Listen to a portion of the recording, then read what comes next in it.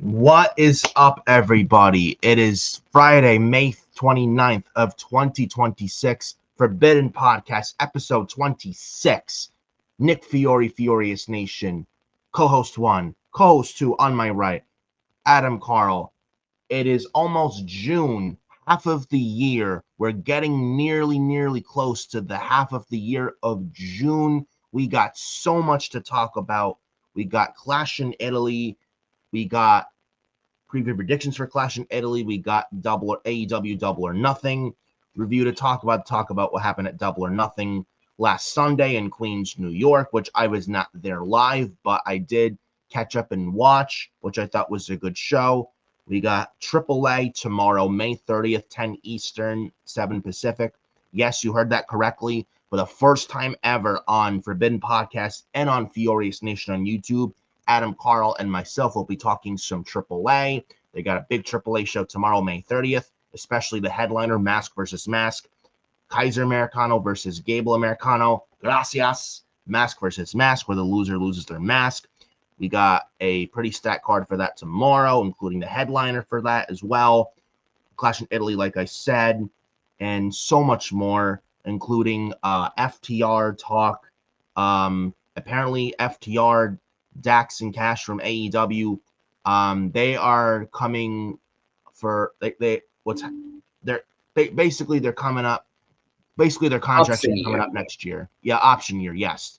Which most likely they'll pick up. So, since it's looking very likely of that being the case, with that being said, because of that, it is looking like they picked that up, that 1-year option up. And thank you, bro. One of those I think your deal runs up in 2027 because they signed a 4-year deal 3 years ago. Around the spring of 2027, because in 2023 they signed a 3-year option. Brand new multi-year 3-year contract with a 1-year extension. So not surprised they take it. And so in my opinion, so they're about to be free agents in the spring of next year. And there's talk, because WWE wants to revitalize their tag division, want to bring back Enzo and Cass, and now they want to bring back FTR, the revival, 2 big Triple H guys from NXT Black and Gold. So they could be on their way back next year as their deals expire with AEW in, I think, around April, somewhere in the spring of next year, 2027. So we're going to talk about that as well. We have reports on that. We'll give our opinions on that as well. And also, man, before we start shortly on this, a big juicy report. Adam Carl talked about it 2 days ago, and Adam Carl has the article. Before we do that, we'll let him have the floor on that, and before we'll give our opinions on that. But before we get started, Adam Carl, first things first, how are we doing, brother? Fantastic. Doing well and full of energy.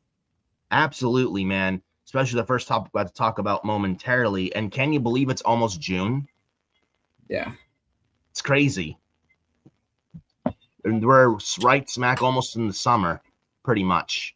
Nice warm weather. It's been hot where I've been past several days. It's been hotter than hell, I'll tell you. And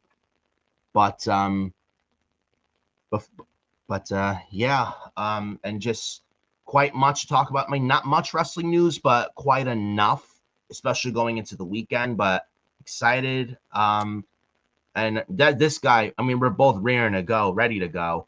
Oh, and we got the People's Wrestling show. Ricky. Hey, guys, shout out to Ricky in the People's Wrestling channel. He was a guest on here last week. We killed it. Not the last time we'll do it. And it was great to have Ricky on here last week. And shout out to Ricky, man, in the People's Wrestling channel. Ricky from the UK, which, by the way, SmackDown today will be in Barcelona, Spain. And so far, The Miz versus Axiom is advertised. Can you believe that, bro? Maybe we see an appearance from Axiom in A-Kid. Who? A-Kid? Well, he was A-Kid in NXT UK. He's a kid. Could you imagine if Vince McMahon called up A-Kid to the main roster 5 years ago, bro? 6 years ago. That would have been the death of his career. You would have called him A-Kid. I would not have put it past Vince and Bruce at the time. Yeah. But hey kid, let's have him wear diapers. Well, I mean, that's Vince McMahon in a nutshell. And Ricky also comes in. Everyone, make sure you check out my podcast next week. Nick will be on it. Yes, that is correct. So it will be next week, June the 4th.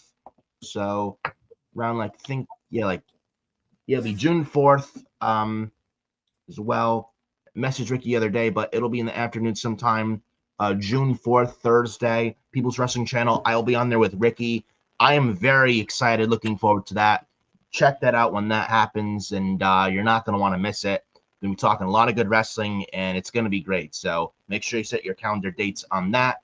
Go check out other stuff on the channel, like last week's episode 25. Me, Adam Carl, Ricky for episode 25. It was some really, really good stuff. So make sure you go check that out. Hit the like on the video.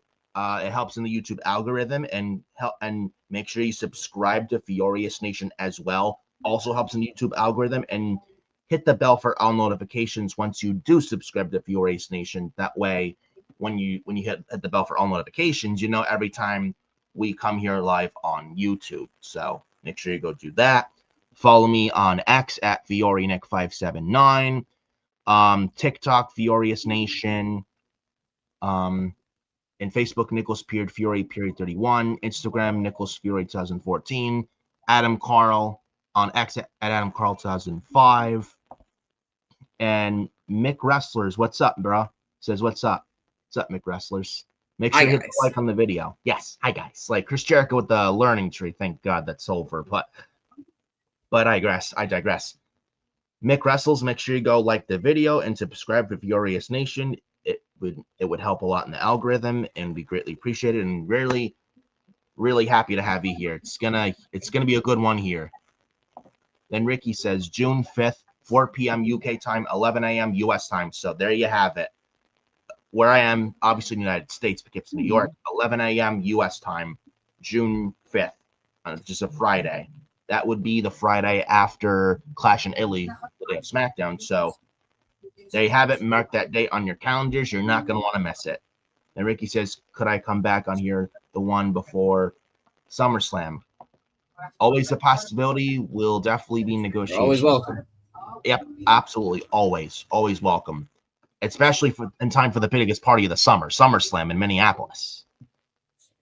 And Mick Wrestler says, last month I saw you on Hardcore Sports.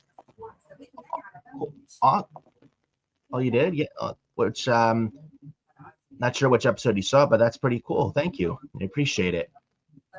Then Ricky says, your thoughts on Progress Wrestling being sold? I didn't see that yet. I'm sure you see it though, bro. Yeah. Defy Wrestling and Progress Wrestling have been purchased by Killian Dane. Yeah. Big Dane. Actually, you know what? I did see it the other day. I did see it the other day a little bit. Nikki Cross or Nikki Storm. I call Nikki Cross and Killian Dane, who were actually a married couple. They bought the company. I mean, good for them. Honestly, good for them. Happy for them. They bought both companies. Nice. Who knows? Maybe they work with WWE one day. We'll see. I'd love to see it with their partnership with TNA and AAA. As well, I think Noah, Progress Noah, I think it is, which is in Japan. But Pro Wrestling Noah in Japan, yeah. Pro Wrestling Noah, yes, thank you. With their with WWE's partnerships with those promotions, man, if they ever wanted to have a partnership with Defy Progress Wrestling, hey, I don't think it's a bad idea. Though they're not working with AEW, right? No. So I think it could probably work with a partnership with Defy Progress Wrestling and WWE. I think it would be great. Especially, and it sucks Nikki Cross got released by WWE a while ago with the Wyatt Six, but, everything happens for a reason, and maybe she could still work with WWE, maybe with a partnership. Who knows? Maybe she could wrestle if she's with Progress Wrestling and if she still wrestles. And if Progress Wrestling especially works with NXT, with the NXT brand under WWE banner, who knows? Maybe we see Nikki Cross on NXT. wrestle for the NXT Women's title or wrestle Tatum Paxley for the North American title. Who knows? Two creepy characters. You know? Be something. And Ricky, two more messages before we move on to the first topic of today's episode. Ricky also says, I always give this podcast a shout out on every one of my lives. That means the world to me, Ricky, and I can't thank you enough. Thank you so much, bro. You have no idea how appreciated this is. So thank you so much. An absolute shout out to Ricky of the People's Wrestling Channel. Hands down. And then he says, everyone make sure you to tune into Clash in Italy. Watch along with me, Mitch, and AK. Yes, you heard that correctly. Clash in Italy for the watch along. It'll be this Sunday afternoon, 2 p.m. Eastern U.S. time for Clash in Italy because different time zone over in Turin, Italy. But Mitch, AK, and Ricky, People's Wrestling Channel, have the watch along for Clash in Italy Hardcore Sports this Sunday afternoon. Make sure you tune into that as well. Oh, and Ricky says Danhausen will be at an upcoming Progress show as well. I did not know that. So maybe a partnership with WWE and Progress Wrestling is possible, especially if Danhausen's showing up there. It could be. It could very well be. So who's going to get cursed? Well, if you've seen on X, the WWE is now on the UK tour right now. They had a house show not long ago in the UK. I forget, was it Liverpool or someplace? I think it was Liverpool. Liverpool. Danhausen fought The Miz, and when Miz went for a running splash in the corner, he's like,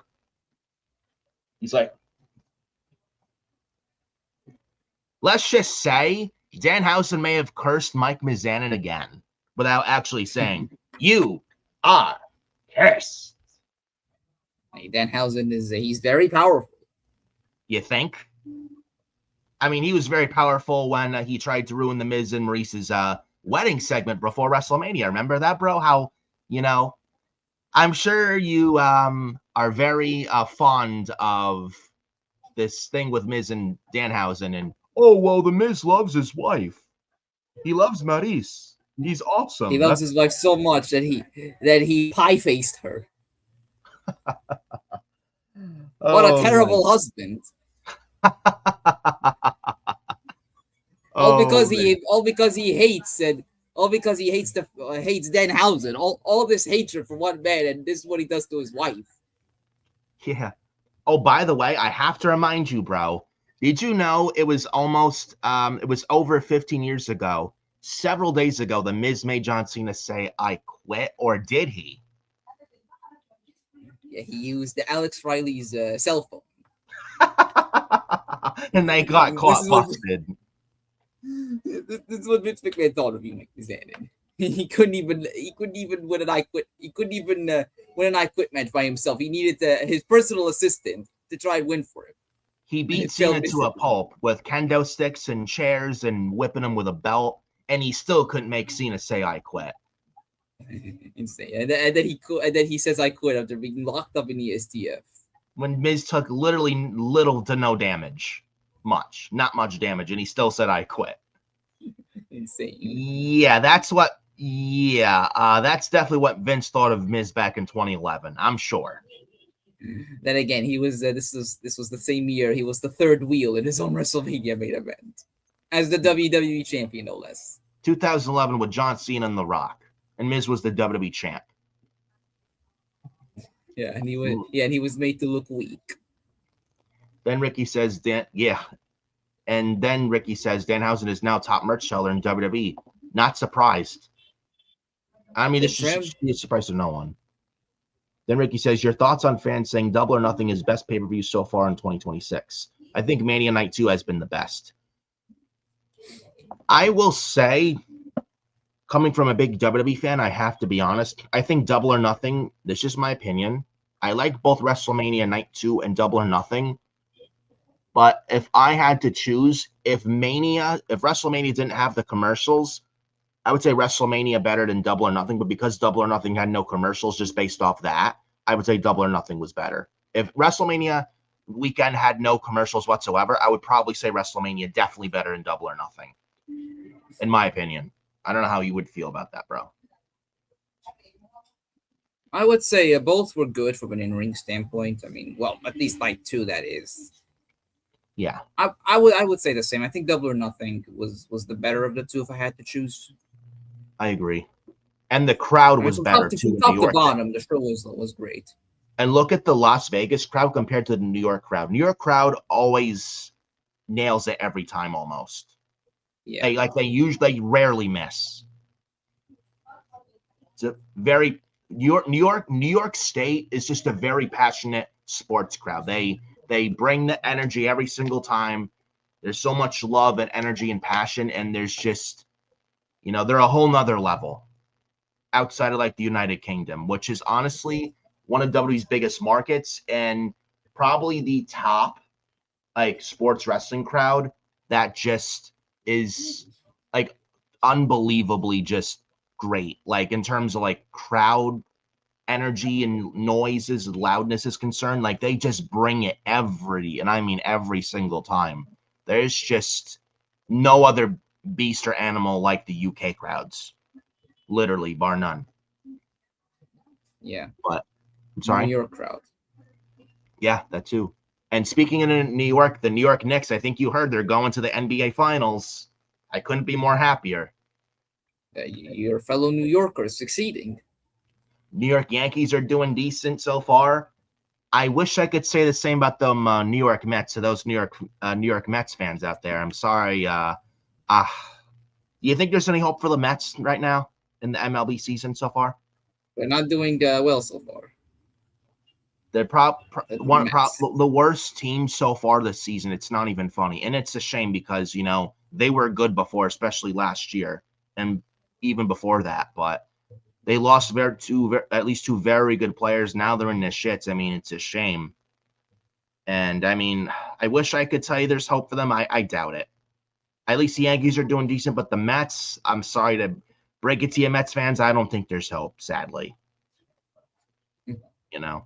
Just saying. But then we got what you did to your fellow New Yorker there, Mets.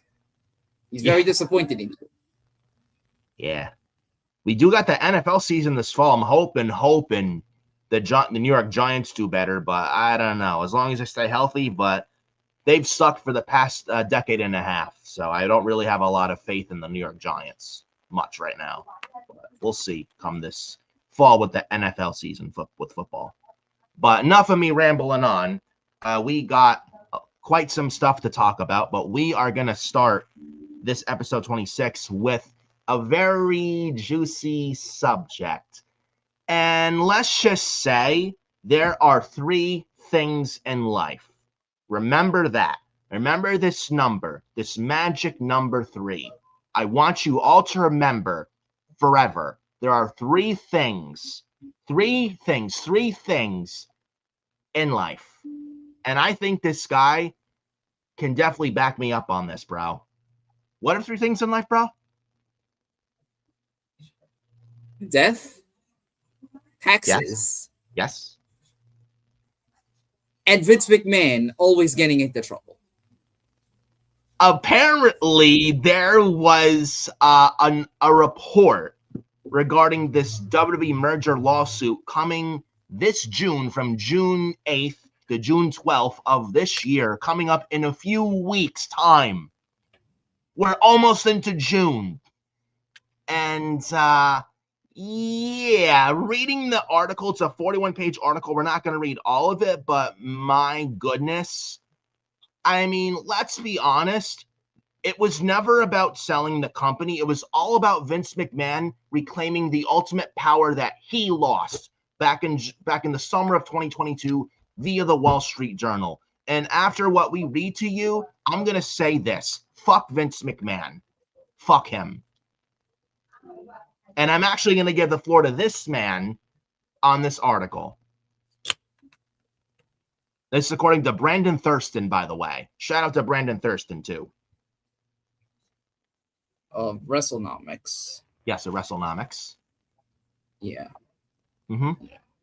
This is the tweet. This was a tweet that came out from Brandon Thurston's own account. Vince McMahon and Nick Khan sanctioned a WWE merger lawsuit. heightening their burden to prevail at trial. Ari Emanuel's offer to indemnify,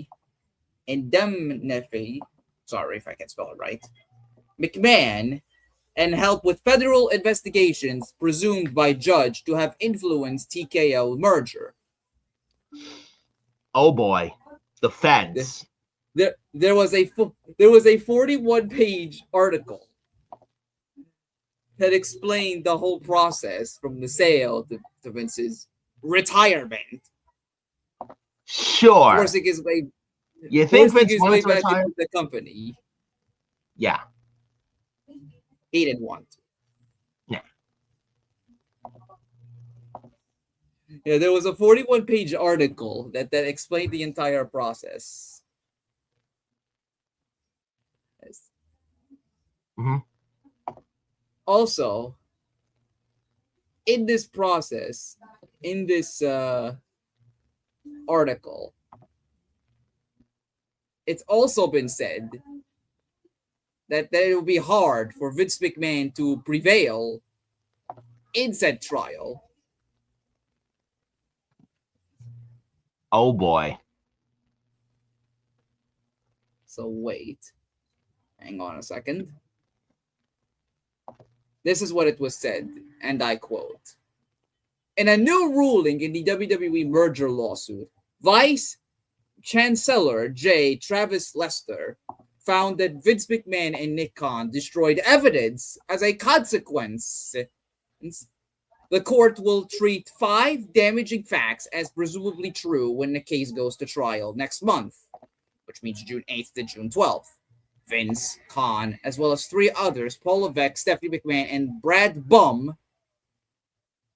Oh, it's Brad Blum. We like to call him Brad Bum because he's another Vince McMahon stooge and yes man. Fuck him too. All used Signal's auto-delete function, which wiped out messages they had a legal duty to preserve. The ruling is a significant setback for the defendants, who are McMahon, Khan, Levesque, George Barrios, and Michelle Wilson. Who? Remember those 2? Yeah. Oh, yeah. Two other Vince McMahon.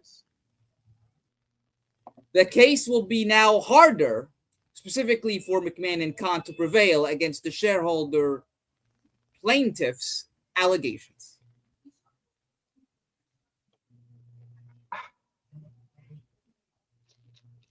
And also, doesn't it say 3 damaging facts as well? 5 damaging facts. If anybody wants to know, these are the 5 damaging facts.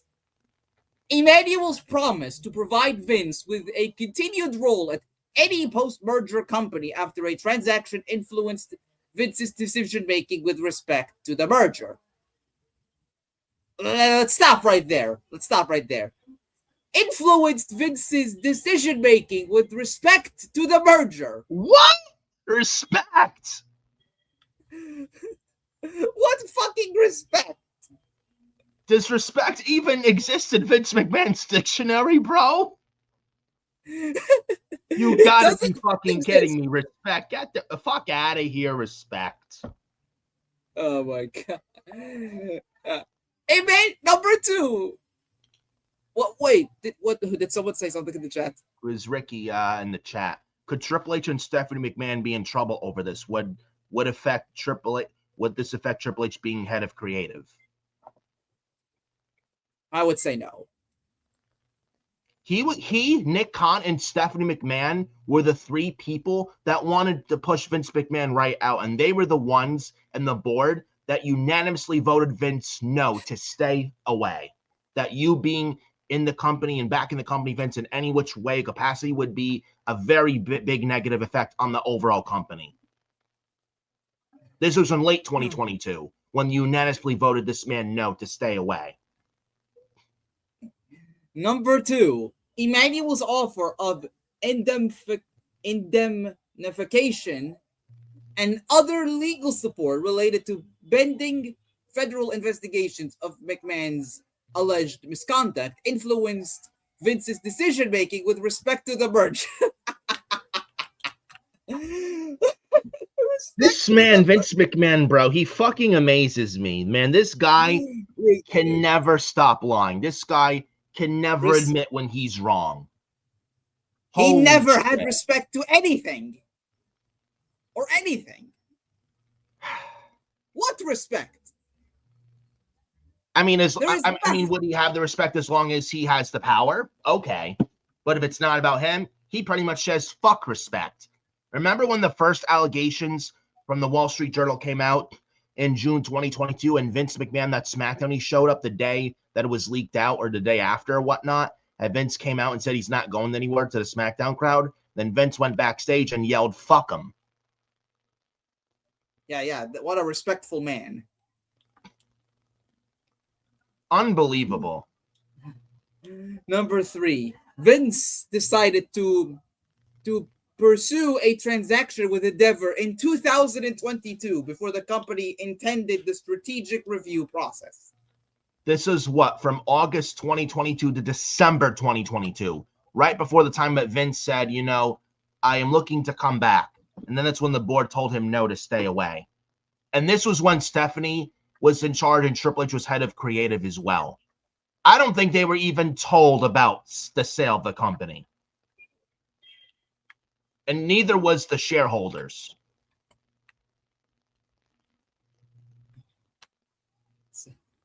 Yeah.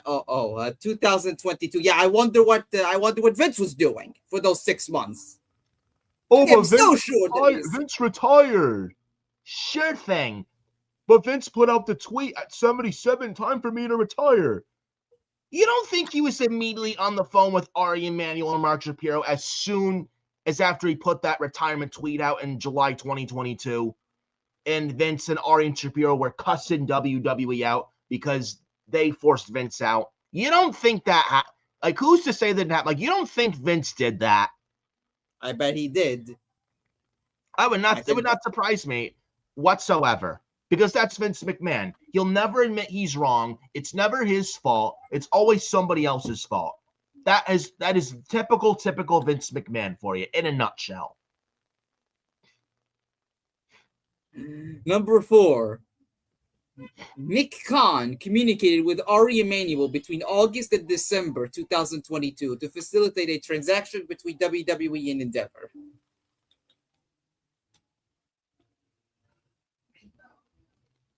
And number 5, Vince and Khan worked with advertisement firm Rain to steer the process towards a deal with Endeavor and away from other potential bidders. Pretty much ignoring other bidders that would be a lot better and higher than Endeavor, like Comcast or Fox or Disney. And they would and Comcast, Disney, and Fox would also have a thing where they want Vince to go away completely. And Vince wanted to make sure he was a part of the package deal. He manipulated the system and cheated the system to sell the company so he could get back in power. And Ari Emanuel was the only one that would be willing to keep him in charge because Ari Emanuel and Vince McMahon are friends. They've been friends for 25 years and have done business for 25 years. And you know what's also fucked up? And you know what also pisses me off, bro? Ari and Shapiro, when Vince was negotiating to sell the company in early 2023, after he bullied his way back in, and after he forced his own daughter, Stephanie McMahon, to quit, Vince still had the sexual allegations on him, which, by the way, are never going away. Ari and Shapiro knew of the sexual misconduct Vince was known for, and they did nothing about it and still did the talks of negotiating to sell the company to Endeavor by Vince McMahon, to sell WWE to Endeavor. Even before this, after Vince was retired when he was supposed to be retired. Breach of fiduciary, yeah? Yeah. The other potential bidders, and I think I looked it up in a website somewhere. Yeah. Yeah. The other potential bidders, apart from Endeavor, because Endeavor were a part of the other bidders. These were the other bidders that wanted to buy WWE. Liberty Media. And as if you don't, the offer was what they offered was cash and reported value of 95 to 100 per WWE share. KKR offer type cash, and their value was 90 to 97 per WWE share. Base 10, which if you don't know is basically AEW, And Tony Khan. Yeah, his offer was stock / cash mix, 76.83 per WWE share. Can you imagine if he actually bought the? Imagine if Tony Khan he has AEW, Ring of Honor, and WWE. I mean, holy shit, is the man a fucking robot or what? Like, is he always every minute of the day on the coffee, or does he ever sleep whatsoever? Does Tony? Yeah, well, if in case nobody knows what Liberty Media is, they are they have interests in Formula One and other motorsports, and KKR are a global investment firm. Yes. Endeavor, the initial proposal, this was their first proposal. They offered 88.43 per WWE share. Their offer was cash / stock election. And the second offer that Endeavor proposed was all stock, 95.66 per WWE share before synergies. Again, there's that word, synergy.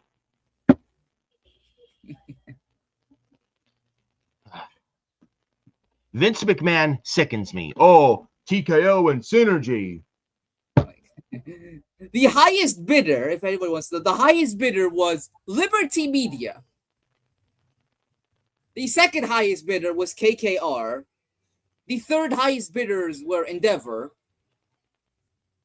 I think the initial offer and the second offer, and the lowest of the four bidders were Base 10. Now, if you don't know who Base 10 is, yeah, it's basically owned by Tony Khan. It's AEW pretty much. They offered the lowest amount of money. Basically, they offered the less of the other of the four bidders. Now, I think if the company didn't need to be sold, it was already in good hands under Stephanie McMahon and Triple H. But if the company was sold, I think Comcast buying WWE would have made all the sense in the world because of the USA Network, NBCU, great relationship with WWE. I think NBC was also with Peacock, which also has some WWE content on the WWE Network on Peacock, like Saturday Night's Main Event and some past SmackDown shows for now. So, I mean, I think Comcast buying WWE, in my opinion, would have made so much sense and probably would have been better off for the shareholders business-wise, and also they would also require Vince McMahon's complete departure. That's pretty much the reason why they're suing, because Vince McMahon has to answer the shareholders, or used to answer the shareholders. The shareholders are suing because they felt that Vince McMahon did not have their best interest in mind. He went with Endeavor as a way to keep himself in power and didn't think with shareholders in mind, and he didn't go with the highest bidder. He took less money because he wanted to stay in power, because the other three bidders, Base 10, KKR, Liberty Media, with the offer that they proposed, they wanted Vince out of the picture. They didn't want him in WWE. They wanted absolutely nothing to do with Vince McMahon, period, whatsoever. Yeah. Yeah, all three of them, Fox, Disney, Comcast. Yeah. Paramount. They didn't want Vince in the picture. I'm sure like Amazon and Netflix probably as well, I'm sure. Yeah. They didn't want Vince McMahon in the picture. And Vince McMahon went with the only bidder that wanted to keep him in charge. And he didn't think of the shareholders in mind. Despite the fact that he had other bidders that were paying higher than Endeavor. Or if not Ari, the only one to keep him in charge, the Saudis. Yeah. And Mark Shapiro even mentioned, in 6 months' time, Stephanie will be in charge for 6 months with Nick Khan. And then they'll come to us or go private, go to the Saudis. This is from Mark Shapiro, by the way, who also has testified or contradicted, right? That it was not a Vince goal. It was a TKO goal, not a Vince goal.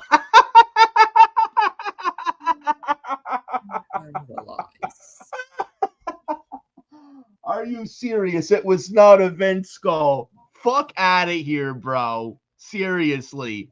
Not a Vince goal. Sure thing, pal. Bro, Vince Sure McMahon was thing. never going to sell the company to anyone that wanted nothing to do with him.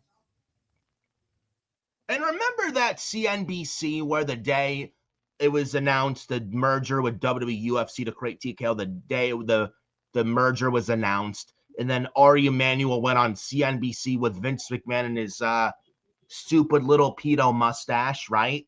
That he looked ridiculous. And Ari Emanuel said, "Oh, I wouldn't have done the deal without Vince McMahon. And this is something I wanted. In fact, I would have body slammed him." Bruh, you could have made the deal without him. You knew this man was a sex pest. And they negotiated with him anyway. They don't care. It shows Ari's and Shapiro's true colors. They don't give a fuck. They don't. Fuck them. At a time, by the way, where Endeavor was already in debt. And they are still in debt to this day. And they still bought the company. Yep. They're what, $6 billion in debt right now? Yeah, 3 billion, 6 billion, somewhere in that range. And apparently there was destroyed evidence with Signal. If you don't know what Signal is, it's a private text messaging app. And you can auto delete it. Though once you delete it, it's gone. But apparently the judge is saying, what is he saying about the evidence? That it's what is it again? They had to preserve evidence, like not delete the messages. Yeah. And still Vince still went through and destroyed evidence anyway. And now now it looks like, and now the judge is really pressuring to bring it in. Pretty much saying there is evidence. Yeah, pretty much. Even if they can't recover the evidence, there's this article, I think, that was read that this may have more than enough evidence that can get Vince McMahon in hot water. Oh boy. Now, some people may ask, is this a civil case or is it not a civil case? I think it is a civil case? Yeah, it's a civil case. And there may be people, oh, well, President Trump will pardon Vince. You'll get Vince out of this. First of all, the U.S. White House and government doesn't have anything to do with this whatsoever. They don't. This was happening. We don't want to mention because politics Trump is friends with Vince. I don't think the White House has anything to do with this whatsoever. We don't want to bring politics in here. I mean, it's just so goddamn nauseating. Yeah, I seen someone on reply to this Brandon Thurston articles. Oh, looking who the president is, you'll get Vince out. I seen that. I was like, bro, this was happening when Trump wasn't even president. Yeah, Biden was president at the time. Yeah, what does this have to do with the Donald? It has nothing to do with them. So, and I don't think the White House has anything to do with that. Period. Honestly. I mean, the Donald is a busy guy. Like the last thing he's focused on is some WWE lawsuit that has nothing to do with him. And Vince being a pedo and being a liability as well. Yeah. But now you may ask, now there was another thing in this article. What could happen? One of two things. I mean, if they lose the trial.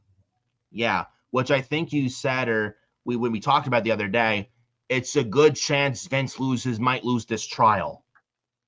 And it is going to trial. They want to try and have it go to arbitration, but it looks like it's going to trial. And there's probably a good chance they lose. Yeah, for the shareholders, what Vince will have to do is that he'll have to pay money that he owed to them. Yeah. Because he sold the company illegally without their best interest in mind. It's called breach of fiduciary, which I think, correct me if I'm wrong, I think that's illegal. You can't do that. Yeah. Yeah, you can't do illegal things. And you don't cover it up too. And him having sexual allegations is also another damper and another big black eye, especially like selling the company. Like, to have a sex pest own a company is a bad look. A sex pest selling a company is even a more worse look. Nobody's going to want to do business or want anything to do with a sex pest with a company, period, whether they own it or they try and sell it. Like, remember when Slim Jim pulled out 2 years ago, when right around the Janelle Grant case starting via the Wall Street Journal? Yeah. And Slim Jim pulled out. And this is what pretty much got Vince out for good. This is what made But Endeavor his influence is still there, though. Yeah, I am so sure that he's still speaking with Ari and Shapiro. You think they wanted to and let Vince go 2 years ago? Because remember when the Janelle Grant case first came out the Thursday before the Rumble 2 years ago? As soon as that article came out, minutes after, Vince should have been immediately, quickly removed permanently. But they did it the next day. Yeah, they didn't want to get rid of him. They were forced to get rid of him. I may be speaking like crazy or like talking out of my ass, but I'm going to take my cap off and put my conspiracy cap on and literally say this. Who's to say Ari and Shapiro didn't want Vince to go 2 years ago because they're friends with him? As soon as the Chanel Grant case came out 2 years ago, almost immediately like that, Vince should have been gone. Not the next fucking day. Should have been way faster before that. But they waited the next day to do it. I mean, Slim Jim got it done, but I mean, geez, man. Immediately. They only got rid of him because their wallets were being affected. Because they were about to lose out on money. That's all they care about, bro. Yeah, the almighty dollar.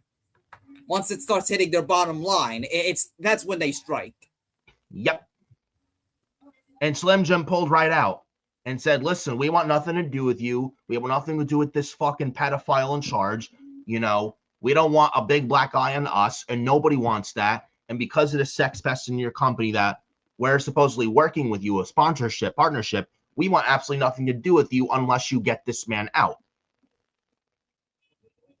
And then Vince left, and then Slim Jim went back with them. Because nobody's going to want to do anything with Vince. Like, with Vince McMahon tarnishing his own legacy because of that, like, any company that works with someone like him is an extreme PR nightmare. Nobody wants that. And Ari and Shapiro, with this article, knew Vince's sex trafficking allegations, and they did nothing about it, and stuff, and etc.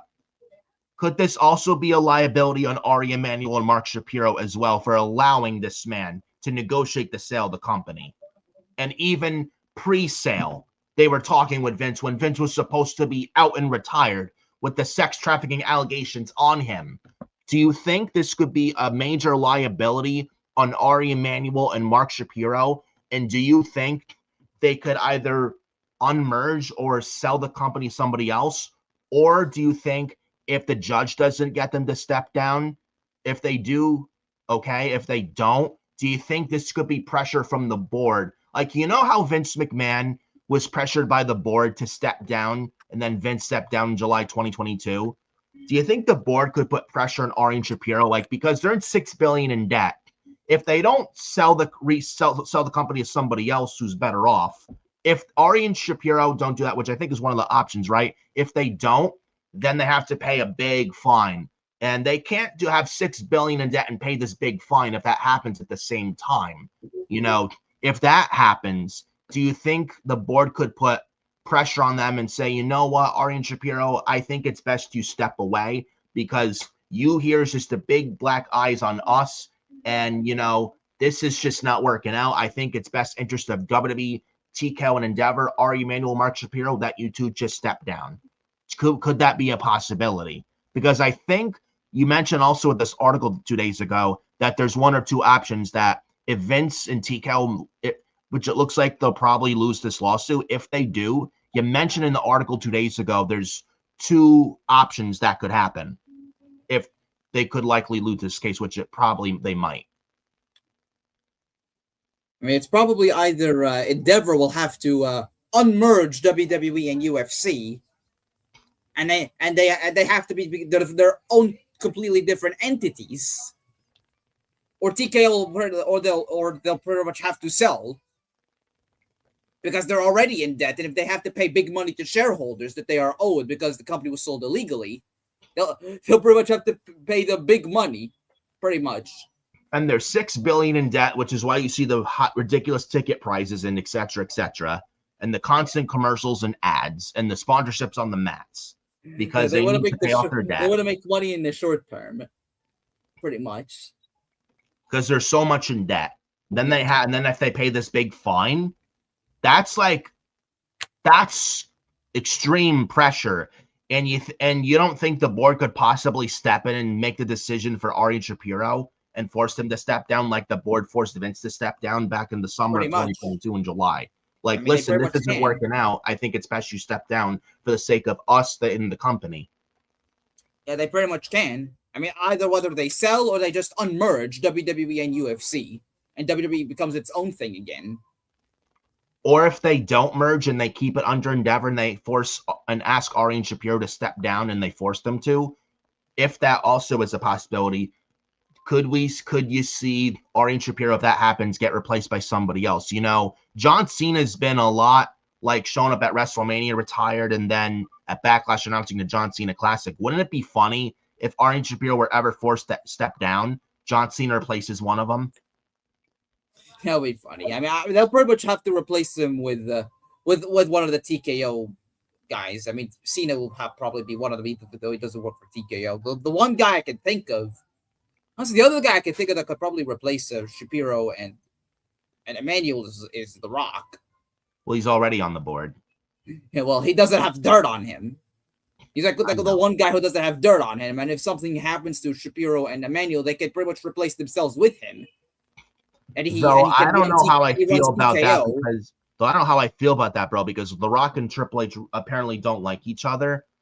And there's a lot of rumors that there's a power struggle and Rock really wants to push Triple H out to bring in Brian Gerwitz. I don't know how I really feel about that. So I'm thinking if Ari and Shapiro were to ever be forced out with this merger lawsuit, if that happens, I'm saying if it happens, what if John Cena replacing them along with Stephanie McMahon?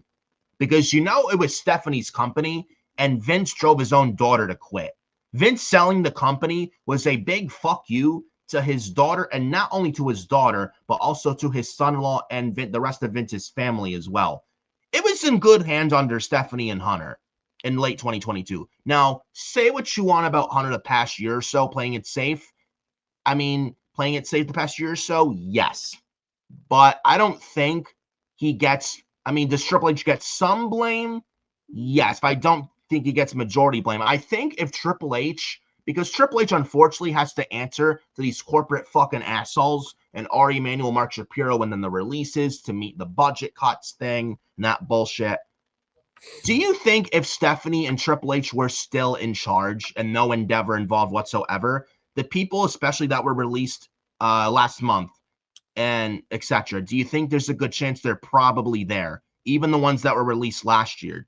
Do you think it would be any different or better now if it was, yes, Triple H had of creative, but a leader? They say for every leader needs a leader, if that makes sense.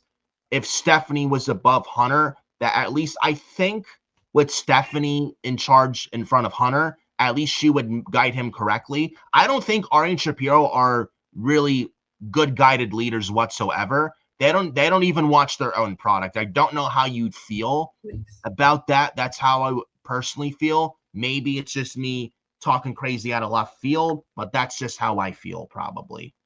Honestly, that's how I feel.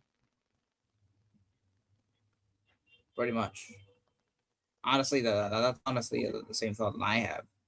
And Stephanie McMahon's not in the company or in TKO. She's not there. She doesn't work for them. Yeah, she hasn't worked for them in what, years? 3 years? 3 years. She rarely appears on television these days. I mean, I know she has her own podcast, but is she like under contract? Probably not. It's a separate deal. Probably not. But Tyler Helton in the chat, I think TKO is done. I don't know, man. We'll see. We'll see. I mean, it's a bad look on them. Nothing to him. Yeah, it's a bad look on and it's a bad look not on Vince, Nick Khan, Ari Emanuel, Mark Shapiro, especially Vince, Ari and Shapiro. And Ari and Shapiro a possible liability? I think so. I think you'd agree, yeah? Yeah. And what does this tell you about it puts a bad image on them too. This is all stem. This is a consequence of Vince refusing to stay the fuck away. When he should have stayed. That's all this man had to do 3 years ago was stay the fuck away. Yeah, all he had to do, stay away and let his family run the company. Oh, but if wrestling's not in Vince's life, he doesn't know what to do with his own life. Go find a fucking hobby then. Go and find a fucking hobby. You know, here's the thing with Vince. Like, how Vince would run the company, he would never be able to live down anybody else running it better than him that's not him, especially his family running it better than he ever did. Vince would never be able to stomach that fact. And he saw how Stephanie and Triple H are running it better than him in late 2022. And Vince McMahon couldn't fucking handle it anymore. He couldn't take it anymore. So he used his 81% voting power of the voting shares, and he bullied his way back in. And he replaced, remember when he replaced board members with George Barrios and Michelle Wilson? Remember that? Yeah. After he was unanimously voted no. And then he was unanimously voted yes. Oh, but Triple H should be fired with this. He had no say. Vince was above him. What do you want Triple H to do? Like fire his own boss? Like that doesn't work that way whatsoever. What do you want Nick Khan to do? Fire his own boss? That also doesn't work. Stephanie to fire her own boss? No, that doesn't work that way either. They're the ones that unanimously voted this man no. Vince had 81% of the voting power. He can do and say what he wants, unfortunately. Yeah, this is a consequence. If all he had he just sold the company to his family, had he kept it in the family and stayed away after this, we won't be in this position right now in the first place. He will be in this position to begin with, where he's now gonna go to court next month. Oh, but you know, you say he should be in jail. He should be in fucking jail. Honestly, you know what? Jail's too good for this man. Let the devil have him and have his fun with him. He can join right in the nice seat in hell with Chris Benoit. Yeah. Right next to Benoit in hell. Also, with Vince McMahon and this and Nick Khan, do you think also, bro, I want to get your take on this. Do you think Vince McMahon, and this is also notorious of Vince, not only surrounding himself with yes men, but Vince also needs scapegoats. Could you see Vince McMahon throwing Nick Khan, Mark Shapiro, and Ari Emanuel under the bus and using them as fall guys, as scapegoats? And then at least most of them get cut loose, or Nick Khan takes a reduced role, like you said the other day, or Ari and Shapiro go down, and they may get the blame and removal. Of course he would. Of course he's going to throw them under the bus. Like, who do you think that type of person Vince is? You think he's some gentle, good human being? He's not. He'll never take... Vince doesn't take any accountability or responsibility. It's never his fault, right? It's always somebody else's fault. Like, he always needs scapegoats around him to blame. Yeah, he fired Bruce multiple times. Well, that was Stephanie, I think. Yeah, well, he's the one in charge. He made the call. He fired Bruce Pritchard multiple times, even though Bruce sucks his dick all the time. He fired Johnny Ace how many times? And the first Wall Street Journal hush money scandal, the $100,000 raise in June 2022, when Vince was named in the article from the Wall Street Journal, as well as John Laurinaitis. Who? Yeah, John Laurinaitis. Yeah. People power. Yeah. Here's another guy that has a seat waiting for him in hell. Yeah, fuck him too. An absolute scumbag piece of shit is Johnny Ace. Fuck him. Yeah. He was gonna be gone regardless, and he was fired. Goodbye. So yeah, he was also a scapegoat. 4 years ago, he's used as a scapegoat. Yeah. Yeah. Paul Heyman was a scapegoat. Eric Bischoff was a scapegoat. Mark Carrano fired his own son. Yeah, Mark Shane Carrano. McMahon. He fired Shane McMahon, his own son. He blamed his son-in-law for the loss of the Wednesday Night Wars. And then we got NXT 2.0, which was one of the worst times ever in NXT. Yeah. He pushed his daughter out the company. Of course, he would throw Ari, and of course, he would throw Ari. Go ahead. Of course, he would throw Ari and Shapiro and Nick Khan under the bus. Of course, he'd throw them under the bus if it meant saving himself. He doesn't care about these people. He doesn't care about himself. Yeah, he only cares about himself and the almighty dollar. Yep. He used Mark Carano as another scapegoat. Remember when Mickie James was released by WWE in April 2021, and Mark Carano sent Mickie James's gear in a trash bag? Yeah, which was sent to her by Vince. But Mark Carano, you say, was in charge. Yeah, who did it? Mark Carano. Who approved of it? Vince McMahon. And Vince used him as a scapegoat and got rid of his ass. Goodbye. Mark Carano was a scapegoat. Paul Heyman was Raw Executive Director, and Heyman lasted a year as Raw Executive Director until Vince blamed him and got rid of him, even during the pandemic. You know, Eric Bischoff was SmackDown Executive Director. He lasted, what, a few weeks, and then he got fired? Yeah, he was never in charge. Vince always needs scapegoats. When things go down to shit, when things go wrong turn or go down the drain, Vince always needs a scapegoat to blame. Yeah, he needs a shield just to shield him. And I'm not talking about Roman Reigns, Seth Rollins, and Jon Moxley. A.K.A. Dean Ambrose. Yeah. Even then, I'm sure they probably won't want to be shields for Vince right now. Oh, they hate his guts. Especially Moxley. Yeah. But this is what Vince wants. He wants shields to shield him from blame, from failure. He's never going to blame himself. He always needs to blame someone. God forbid Vince McMahon admits he's wrong. It would bruise his massive ego so bad. Yeah. Of course he's going to throw them under the bus, especially if he loses the trial, loses this lawsuit, and has to pay money. Yeah. Next time, Vince, do not sell. All this man had to do 3 years ago was stay the hell away. This man drove his daughter to quit. He sold the company to get ultimate power. It was never, ever about selling the company. It was never about selling the company. The company didn't even need to be sold. It was already fine the way it was, in good hands under his daughter and his son-in-law. Vince just wanted the power back. That's all this was about.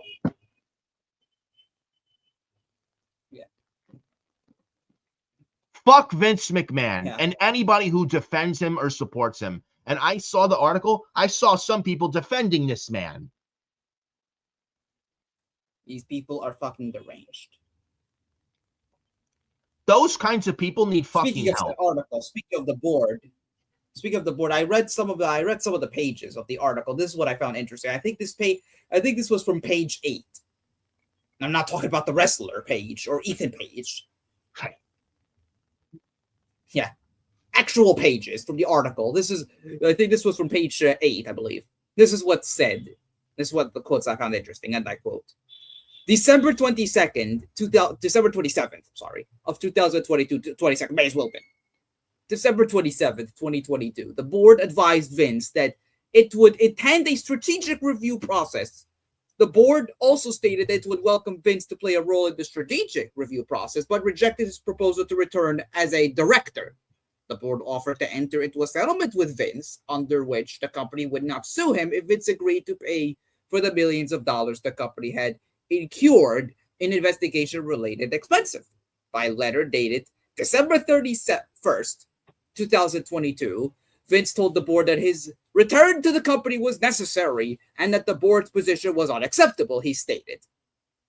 Of course he would say this. Of course. He's never been told to no in his life. Yeah.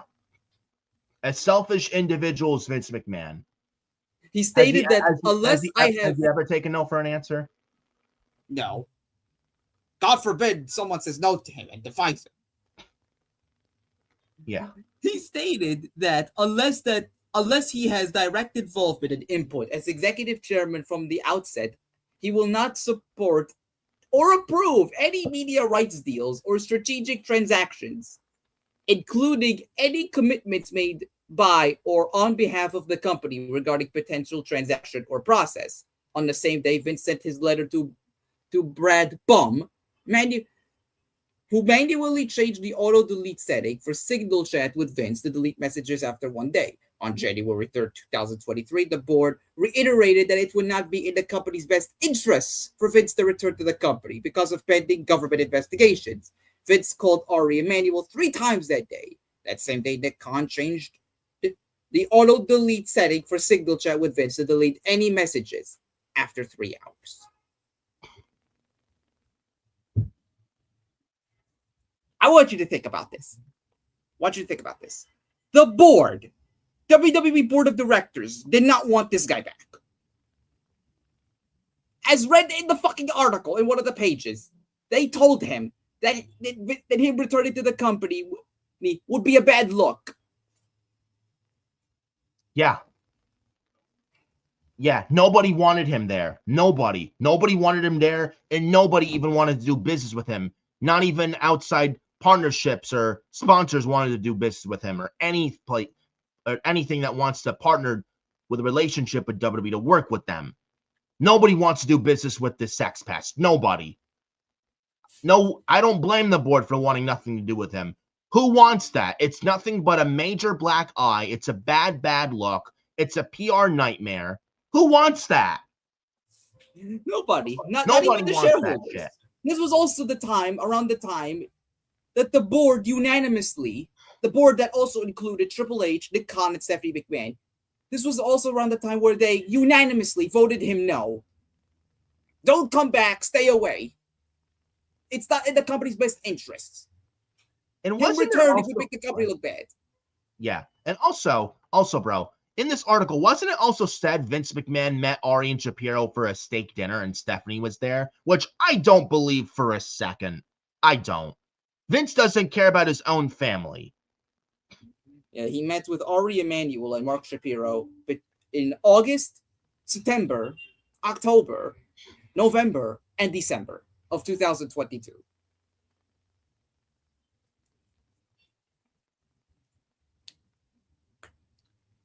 Unbelievable. Nobody wanted this guy back. Nobody. Not Hunter, not Nick Khan, not Stephanie, not the shareholders. Oh, but Nick Khan helped Vince with the sale to Endeavor. He's the fucking president of the company. What's he supposed to do? Fire his boss? Well, also Vince had the voting power. Yeah. I mean, it tells me Vince he's also known for being a manipulator as well, is Vince. Yeah. Although in this case, with Nick Khan in his position, I don't think he's going to get fired. I still think he would run the business side of things, but he would probably have to take a reduced role. Yeah. Probably. Because, after all, he's still important, to their, broking TV deals, streaming deals. That stuff on the business side doesn't run creative, but you'll probably have to take a reduced role. Yeah, this whole thing is not good.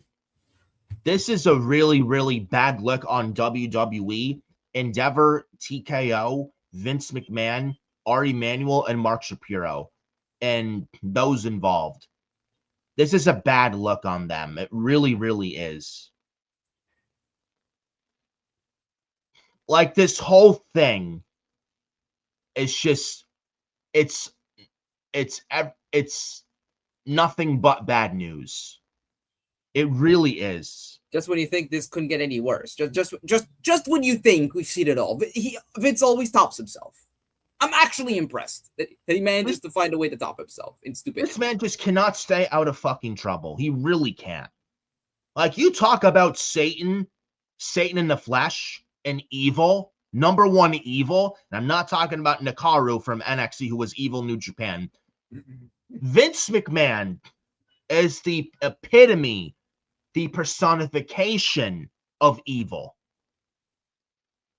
Vince McMahon is the biggest evil ever. I hope this man and Ari Emanuel and Mark Shapiro fucking get what's coming to them. And you know what, bro? They fucking deserve it.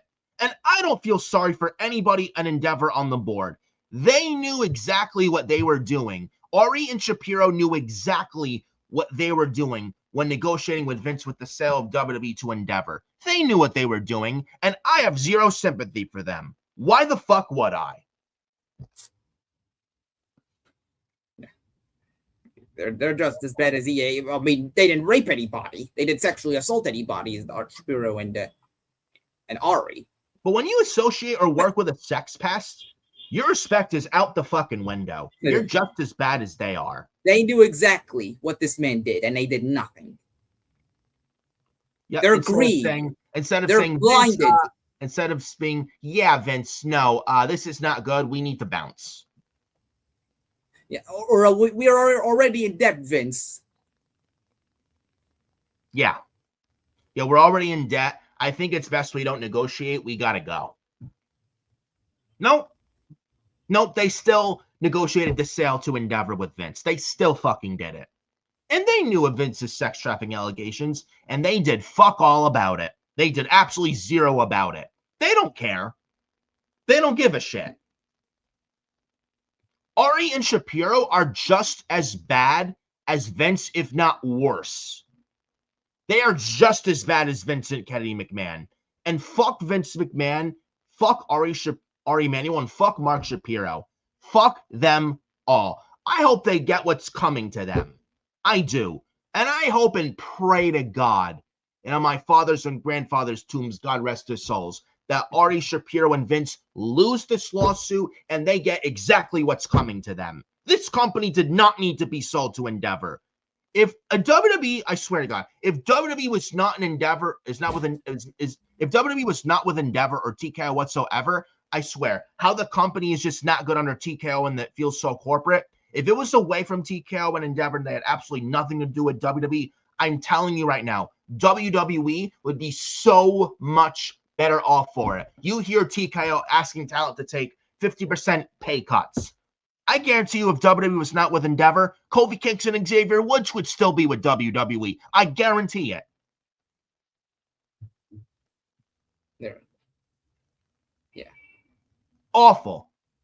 I hope Ari Shapiro and Vince get the fucking worst. And you know what, bro? They absolutely 100% deserve every fucking bit of it. At some point, good prevails over evil. And Vince McMahon, Ari Emanuel, and Mark Shapiro, especially Vince McMahon, are the biggest evil ever.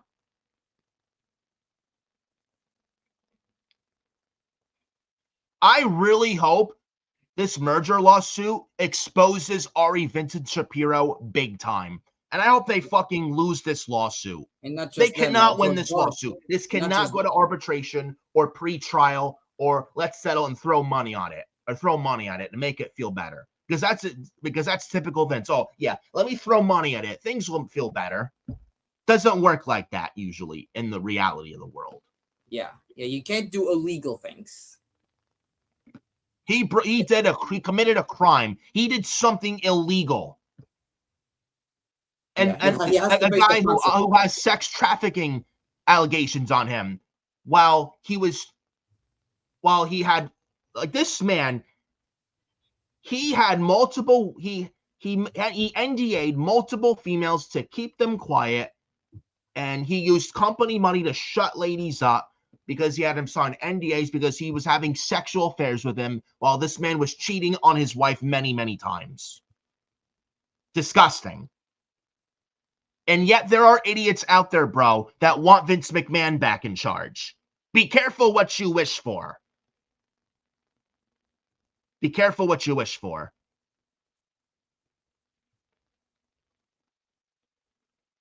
Disgusting. Absolutely disgusting. We didn't even read most of the pages. It's absolutely sick. I just read the important ones. I just read the important ones. Yeah. The important ones. Yeah. And how do you think the roster would feel, and especially ladies? How do you think they'd feel? I'm sure they feel disgusted at Vince right now. I'm sure. Anybody that wants Vince McMahon back, You are just as fucking bad as him, and you should be nowhere near, and I mean nowhere near, WWE or pro wrestling, period. You are just as bad as he is if you defend Vince in any which way or say that, yeah, Vince should be back.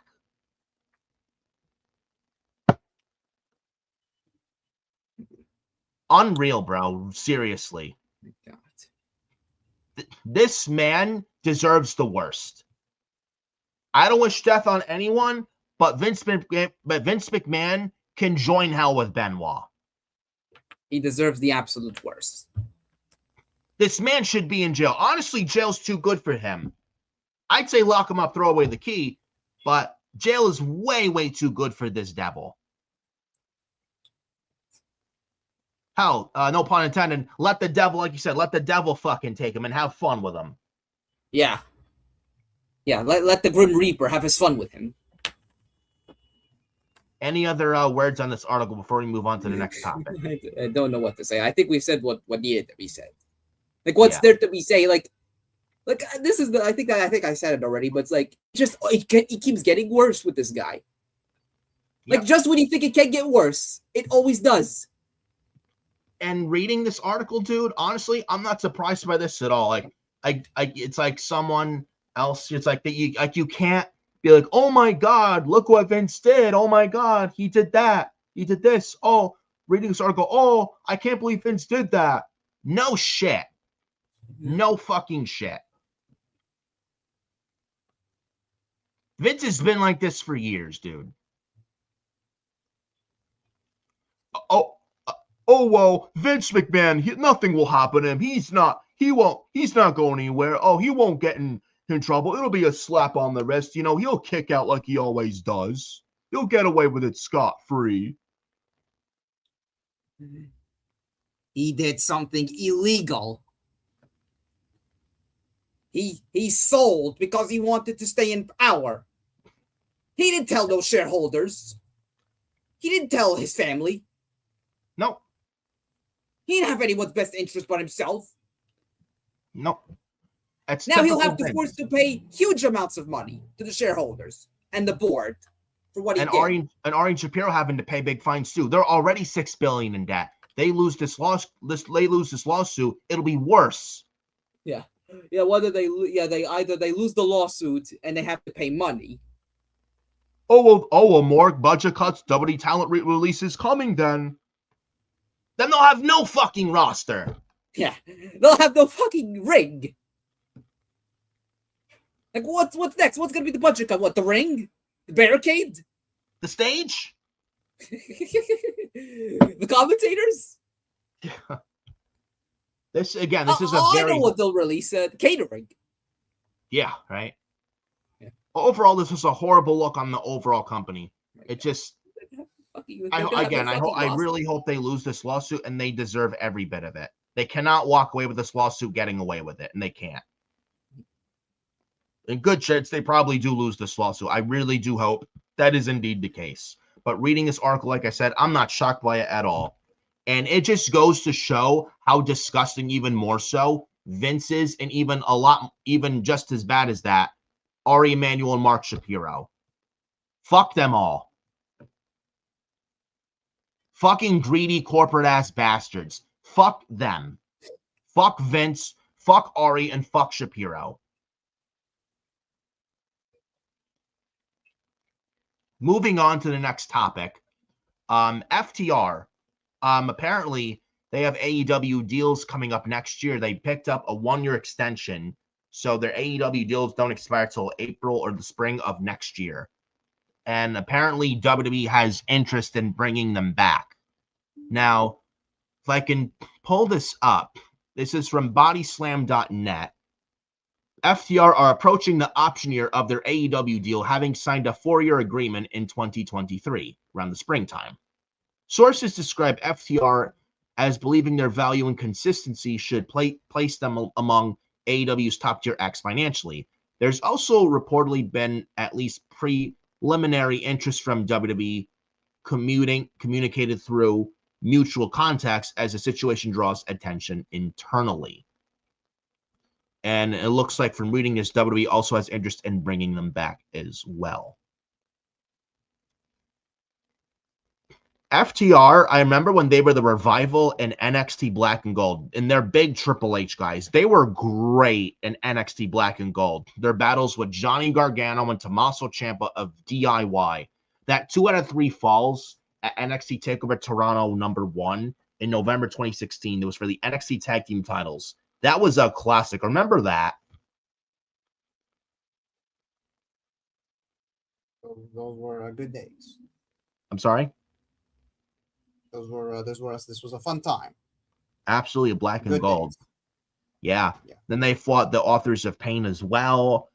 And then they got called up to the Raw brand in April 2017, right after WrestleMania that year. They wrestled, I think they actually beat the New Day as well, Kofi and Big E, I think, of the New Day.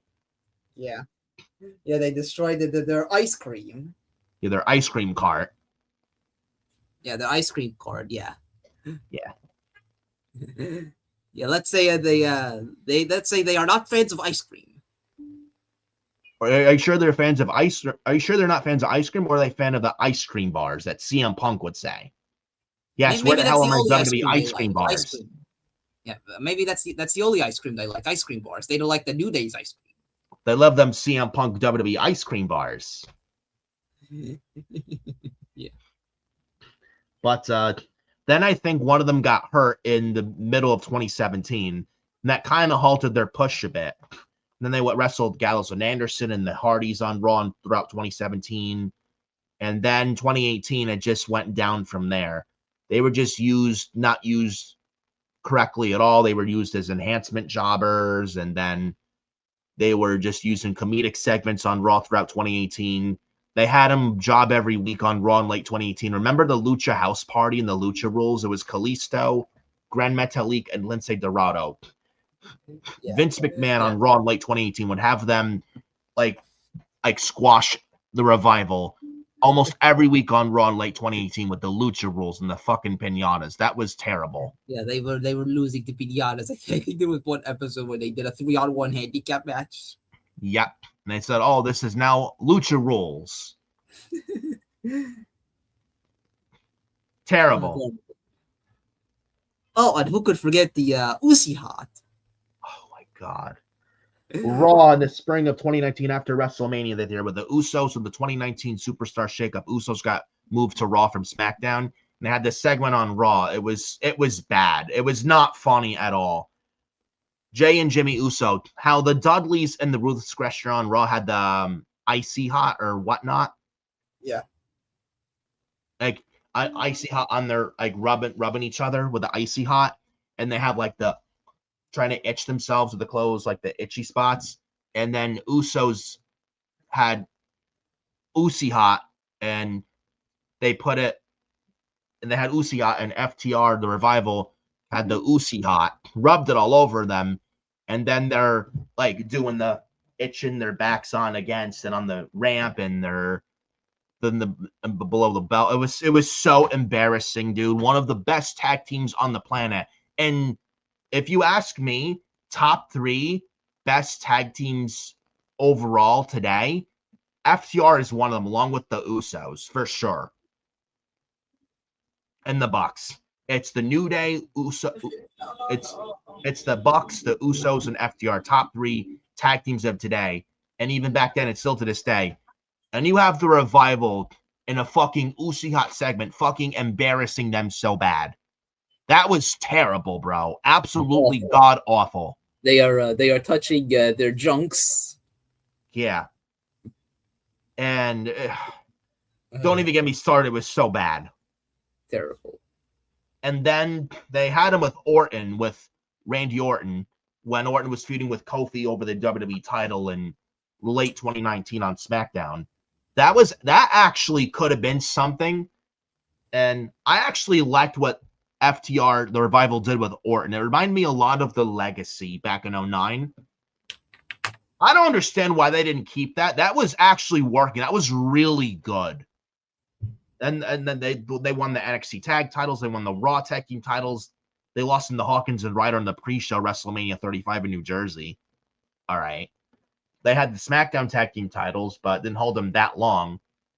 But Then you had him with Orton. Then they had the 2019 October draft.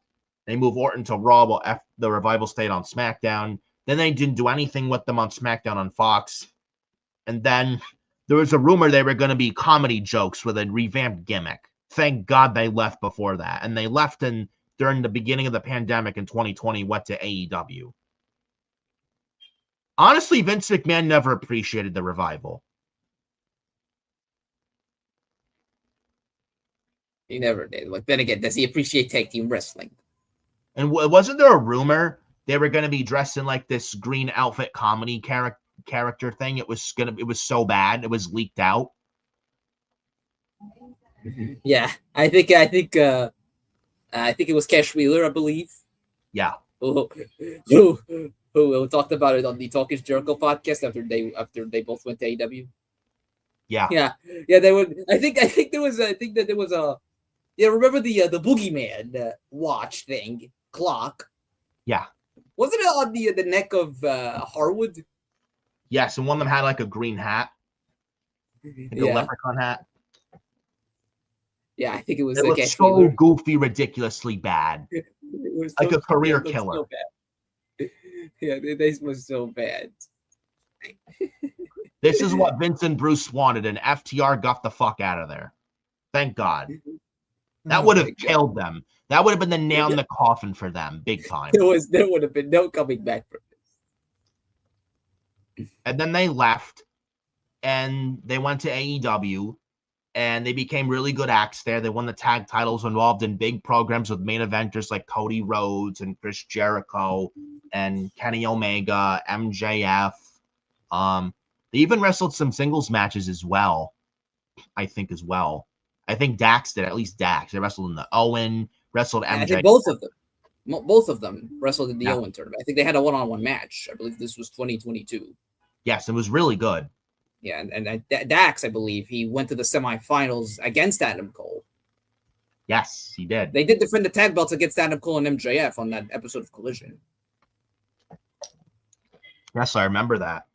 Yeah, they fought the Bucks, obviously. Yep, they wrestled the Bucks several times. Yeah, they fought Edge and Christian just recently. Yep, an I Quit match in Queens at Double or Nothing. I Quit match. They've been faces. They've been heels. They're two of the best wrestlers in the top 3 best tag teams on the planet, and they're really, really good. It's just WWE, when Vince was there, never gave them an opportunity on the main roster. I mean, say what we will about Dax Harwood and his constant and constantly defending Tony Khan all the time, and him not being that good at social media. I would say Ricochet's a lot worse, but Dax Harwood was no better on his Raw social media. He has to always come into Tony's defense. Stand up for Tony Khan. I would say what we will about him and his behavior. I think in ring, he and Wheeler, I think they're two of the best wrestlers on the planet. And honestly, for me, FTR are the best team on the planet right now. Yes, they've been for years. I think they're just fresh off of a great tag title reign, I will say. They just beat Edge and Christian, I think, at Dynasty. And they had the I Quit match at Double or Nothing, which was phenomenal. Yeah. It's like, they're in a good position right now. Of course they would be interested in these two guys. Why wouldn't they? Yeah, I mean, they want to bring back Enzo and Cass, and they need tag teams as well. They're white hot right now, as we speak. They've been on this great run. FTR, yeah. And their contracts are up next year. Weren't they going to come back 3 years ago? But then Vince McMahon, the Raw for Mania 39 which was one of the worst Raws ever. I think that influenced FTR to stay. Pretty much. Yeah. Pretty much. Now, do you think they come back? And now, if they come back, it'll be interesting to see how Triple H books them compared to Vince, because now Scott Dawson and Dash Wilder are big Triple H guys. I think even when they were being booked like shit on the main roster in 2019, they wrestled a match on NXT in late 2019. I think it was against the Undisputed Era's Bobby Fish and Kyle O'Reilly. And they were really good on that episode of NXT, and they felt like the revival of old. I think Triple H even offered, if you're unhappy in the main roster, I want to help you guys, make you happy, if Vince is not doing shit with you, you're always welcome to come back down to NXT. And I think Triple H offered that, but respectfully, the Revival said, no, we'd love to, but I don't think we could do it. But we'd love to, but please don't take it the wrong way. Probably not, but we absolutely appreciate the offer, though. I remember reading a story on that. Yeah, I think it was Harwood that revealed the story. Yes. Yeah. So they have a good relationship with Paul Levesque. Yeah, it's just that the tag team division was just so booked dog shit. Now it's still not where it needs to be. Now it's still not good. Would you trust Triple H in the current administration to book FTR right, or would you trust the Triple H in this team if it was no TKO? I think FTR. I think Harwood and Wheeler. I think they're in a unique position. If I'm honest, they're both in a unique position because honestly, to be honest, they've been booked as a top team in AEW from day one, from the day they came in. Absolutely. I think they beat Hangman and Omega, I believe, like 4 months into their run. They did, yes. Months. They did, yes. They won the titles like straight away. Like they've always been a top team from the beginning, and I'm sure they know they have. I mean, and we know what that's behavior and all that, but genuinely, I think they're like they have respect for Tony, and Tony has respect for them. So, and he's treated them very well, and they've been a top act. I think they're in a unique position to where if they stay, it's not going to be an issue because they'll always guarantee the top position in the company. Who knows? Maybe they even work backstage if they want to.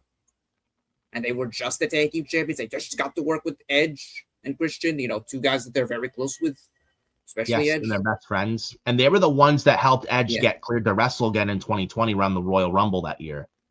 Yeah, they were the ones who trained him. Yes. Yeah. Yeah, so if they stay, it's not going to be an issue. But I'd be curious, if they do go back, let's say, they do go back to WWE. I mean, I'll be very curious because honestly, if I'm being honest, I think it wouldn't be an issue because, per se, if they do go back. I mean, yes, the tag team division is right now is a mess right now as we speak, but if they do come back, I think they would be protected. I think, they will be in a good position because at the same time, because whilst they're friends with Tony and they're friends with the Elite, the Young Bucks, Kenny Omega, and they're friends with Edge and Christian, they're also best friends. They happen to be best friends with CM Punk as well. Yes. In fact, when CM Punk started Collision 3 years ago, some of the people that Punk had on Collision was FTR. Yeah. Yeah, I think they also teamed up one time on Dynamite when Punk was the world champion. They did, yes. It was CM FTR. Yeah, CM FTR, yeah. Yes, yeah, and even after Punk left AEW, when the whole Elite thing happened, they still remained close with him, and they are still close with him today. And they're also, and I said they were close with the Elite, right? The Young Bucks, Kenny Omega, obviously. Yep. They're also close with Cody Rhodes, but also happens to still be close friends with the Elite, despite being in WWE for 4 years now. So they're close with everybody. Isn't FTR also good friends with Jade Cargill? I think so. I mean, by all accounts, they are well liked. And also Ricky Saints and Roy Keys or former Will Hobbs. Yeah, I think they dropped the tag belts. I think to Ricky Saints and Big Cass on Collision. Yes, they did. Yeah. Yeah, so they're close with both of these guys. I think they're both respected backstage. By the wrestlers, by Tony Khan, obviously, by Triple H. I think they're respected by everyone. FTR's, I think, also good friends with Bailey as well. Yeah, and Mercedes. Yeah, so they're well respected by everyone, by every wrestler. Whenever they speak to, they speak glowingly about FTR. Yes.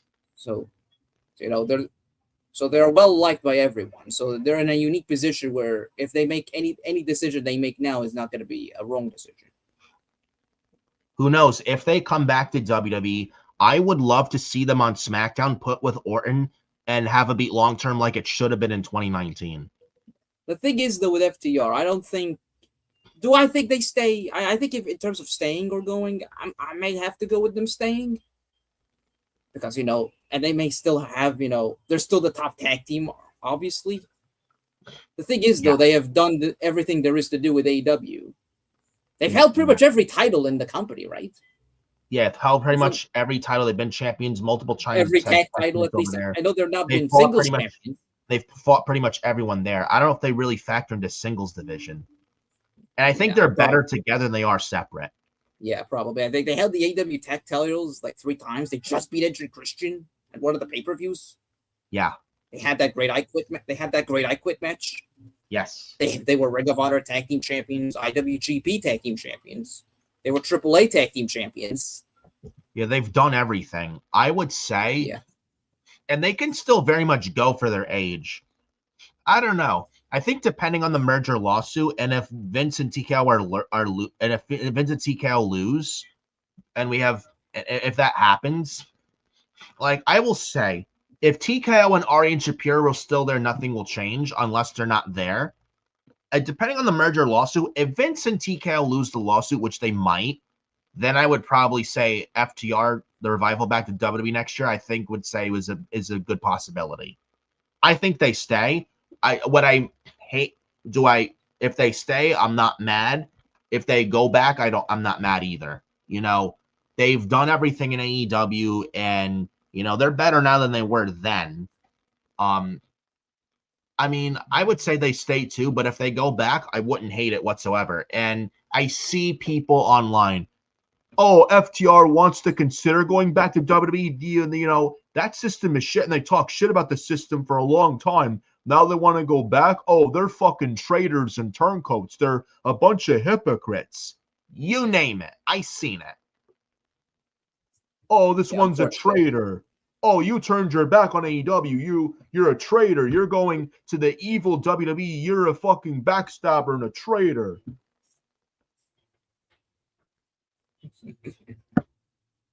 You name it, bro. Oh my God. Of course. You know, they did it with Mariah May. They did it with a bunch of others, Will Hobbs and Ricky Starks. It won't be the last. And if FTR jump ship or jump back, it won't be the first, won't be the last either. You know, Anna Jay has that contract coming up around any time now, about to be a free agent anytime. And I think Jack Perry as well, too. I'm hearing Jack Perry could be a free agent as well.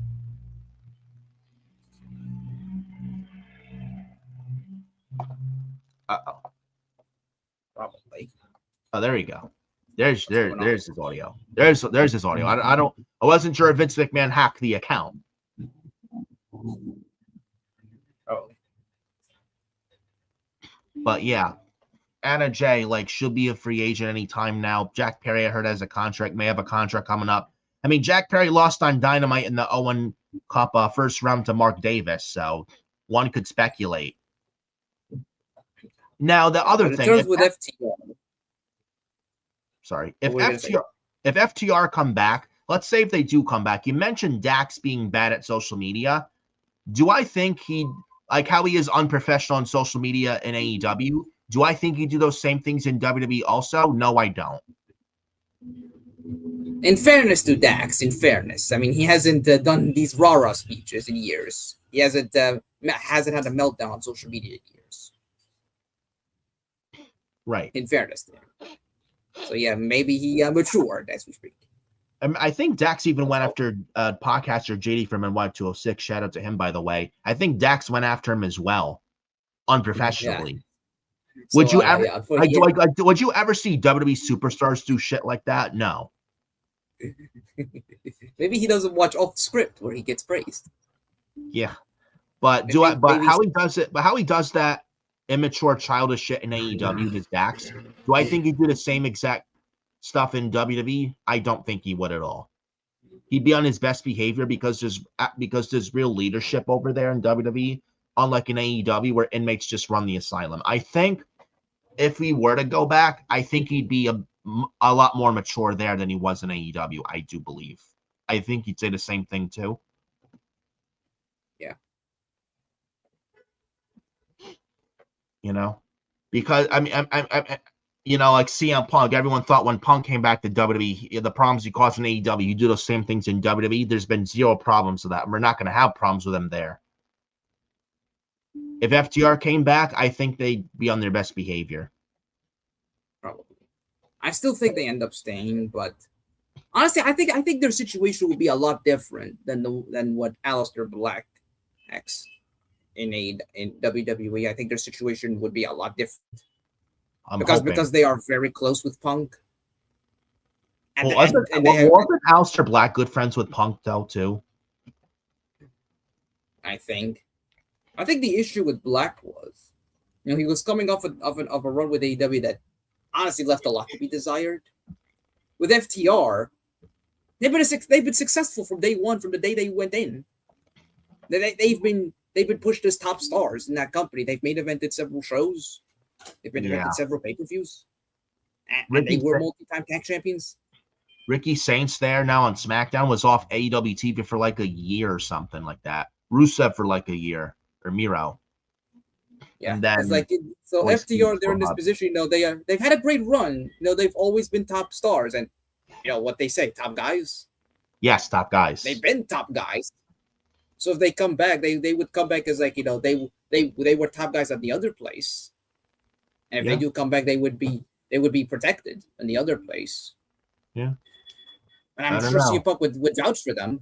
I'm sure Punk and Cody would vouch for them, seeing as they're still close with FTR. Yeah, I think Aleister Black was friends with Punk. I'm not sure about Cody. I'm sure they got along. I don't know if they were friends, but you brought up a very good point.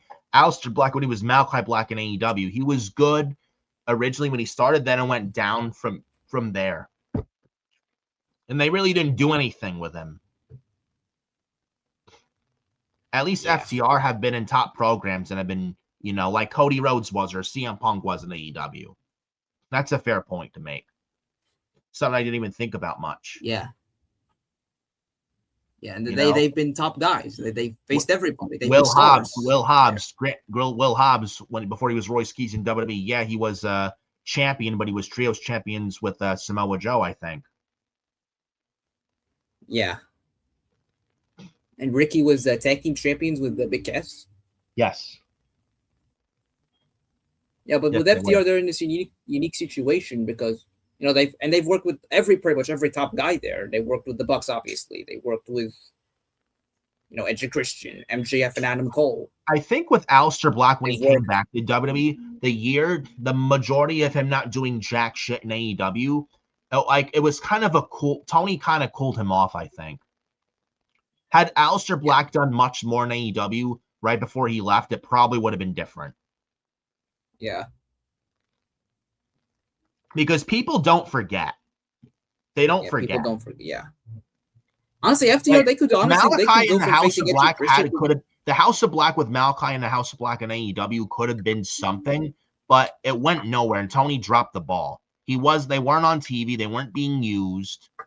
Tony didn't do anything with them. They could have been something, and Tony dropped the ball. At the end of the day, this all falls on Tony for not doing anything with them and Aleister. He could have done, but Tony didn't do it. You can't say that he dropped the ball on FTR. We treat them with respect, and they treat him with respect.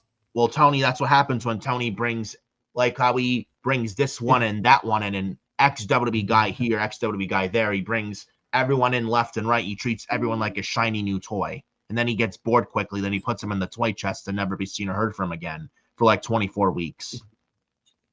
Unfortunately, Aleister suffered for that under Tony Khan. Yeah, unfortunately. And he still does it. Like, it's like a WWE landfill over there now. And he brings in a shiny new toy every single time. And he forgets about the previous ones. And when a lot more came in after Malachi, like the more new people also Tony brought in, Malachi got pushed even further down the card and several others. That's what happens when Tony Khan acts like a child, like he is excited like a kid in a toy store who can't wait to get all these new toys and he wants them. It sucks. Unfortunately, Aleister suffered for that.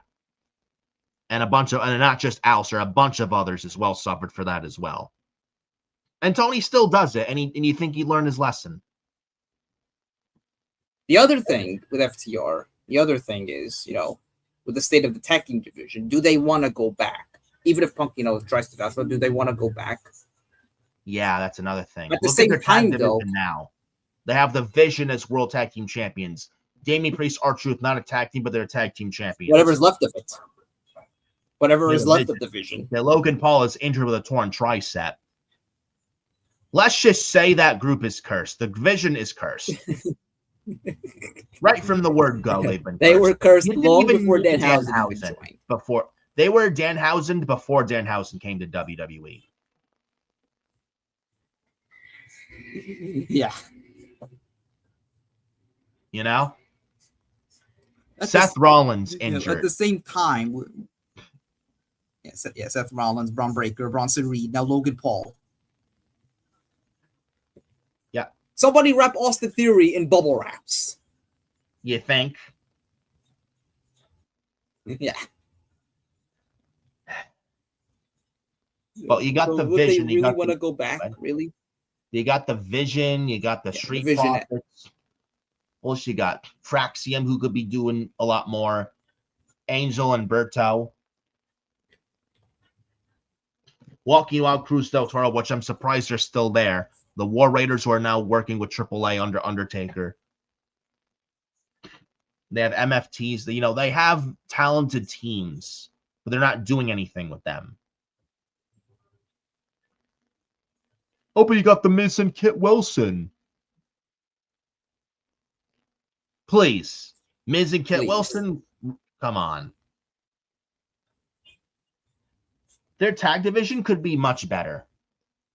Honestly, I would merge the tag divisions, have one set of men's tag titles. That would definitely help the tag division in WWE. Oh, but you'd end the brand split. You can merge the titles, still have a brand split, but merge the titles. You only need one set of men's titles. Do we really need two sets of men's tag team titles? There's not enough depth in both divisions to have two sets of titles. Like there's 4 tag teams on Raw, 4 on SmackDown? That gets tired very quickly. But yeah, you make a good point. Like, would they even come back? That's a thing. Looking at the state of the tag division, would they even entertain the offer of coming back when their deals unless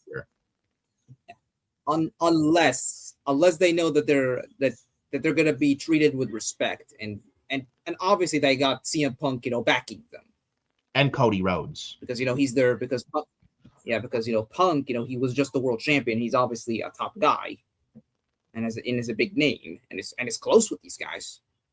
Maybe he vouches for them, and he makes sure that they are treated just as well in WWE as they were in AEW. Yes.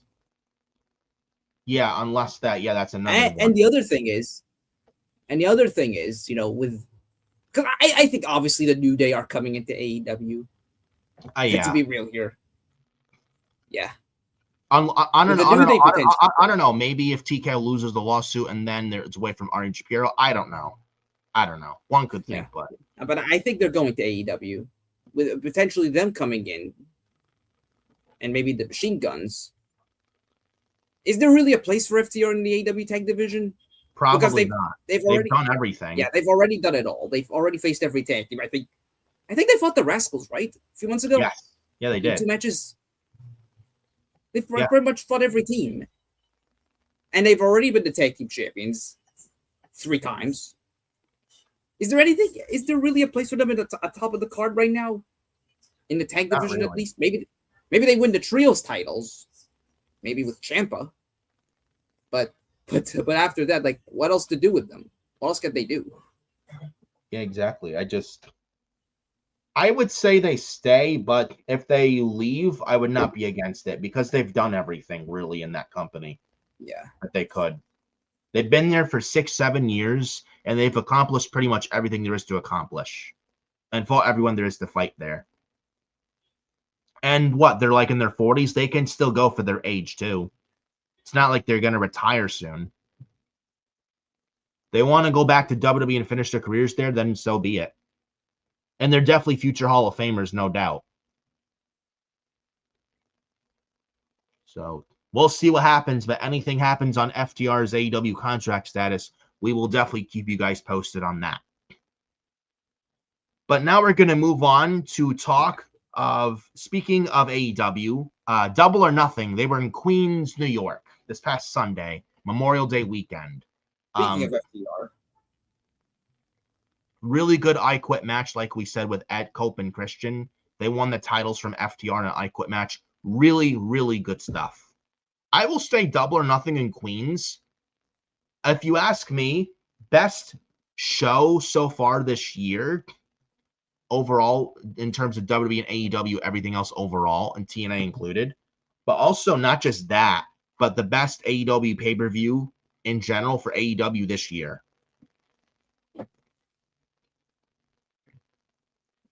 What do you think, that bro? was an excellent show from top to bottom.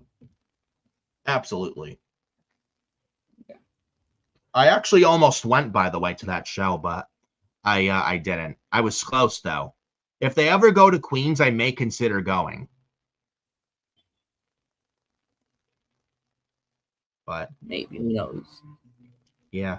But we had but overall it was a good show. The pre-show was a waste. I'm sorry.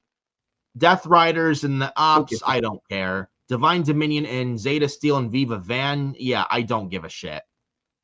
The Costco guys, Big Boom AJ, QT Marshall, Boom and Doom, and the Conglomeration Wrestling, Shane Taylor Productions, yeah, next. Just reading pre-show. The pre-show, just reading. I watched the pre-show, like unfortunately. I'm sorry? It looks fucking good. It looks like AEW Dark. Yeah. Or AEW Rampage. Yeah. AEW Dark. I watched AEW the whole Rampage. pre-show. You watched the pre-show. Where did you regret watching the pre-show? Yeah. 1.5 hours of my life I wish I could take back. Of torture? We had, unfortunately. We had the Costco guys. We had the Costco's. We had the Rizzler in Big Justice. Yeah. The Rizzler, Big Boom AJ, QT Marshall. They teamed up with Roderick Strong, Orange Cassidy, and Mark Briscoe. And they were with Harley Cameron. Poor Harley Cameron has to be subjected to Costco crap with this shit. Roderick Strong, may as well be. Roderick Strong, Mark Briscoe, and Orange Cassidy have to be subjected to this. This is the best we have for them. Fucking terrible, man. They have to be subjected to fucking Boom and Costco. Who exactly? Oh, but they bring the Boom. Or like the Zoom. They defeated Shane Taylor Promotions. Who? They defeated Shane Taylor, Lee Moriarty, Charlie Bravo, Anthony Ogogo, and Sean Dean. You mean Anthony? Oh, no. Anthony Ogogo. Why is he still employed? Beats me. Why is any member of the Shea Taylor promotion still employed? I'd love to know. Not that I wish for them to lose their job, but why are they there? Yeah. Waste of payroll. Yeah, and the Costco's one. Oh, but don't hate on the Costco guys. Who wanted to see them? Oh, and Roderick Strong, I believe he mentioned Adam Cole in the middle of his entrance. Uh-huh. He said something like, I miss you, Adam Cole. Oh, but what if Adam Cole with the Boom and Big AJ bring the Boom? No. Fuck no. Could you imagine the only thing I want to see Adam Cole do on the pre-show teaming with the Costco guys? Imagine they do that. Now if he super kicks the Rizzler, I would cheer. If he super kicks the Costco's, I'd cheer. Or the Big Justice or Big AJ. Yeah, that would be great. Hey, hey, you're hating on the Costco's. What's wrong with them? Like, You hate the Costco guys. Can't they just have Roddy beat the shit out of these guys? Can't we just get Roddy, do the end of Heartache on Big Justice? And stop Big hating Boom on the AJ? Costco's. You're evil to the Costco guys. They're not funny. They're not entertaining. Oh, but they go viral. Who cares? Oh my God, they're terrible. But they're funny, right? They have the boom meter. Oh my God, please. This is the best we have for Roderick Strong, Orange Cassidy, and Mark Briscoe. Promoting a bunch of chocolate chip cookies. Oh God.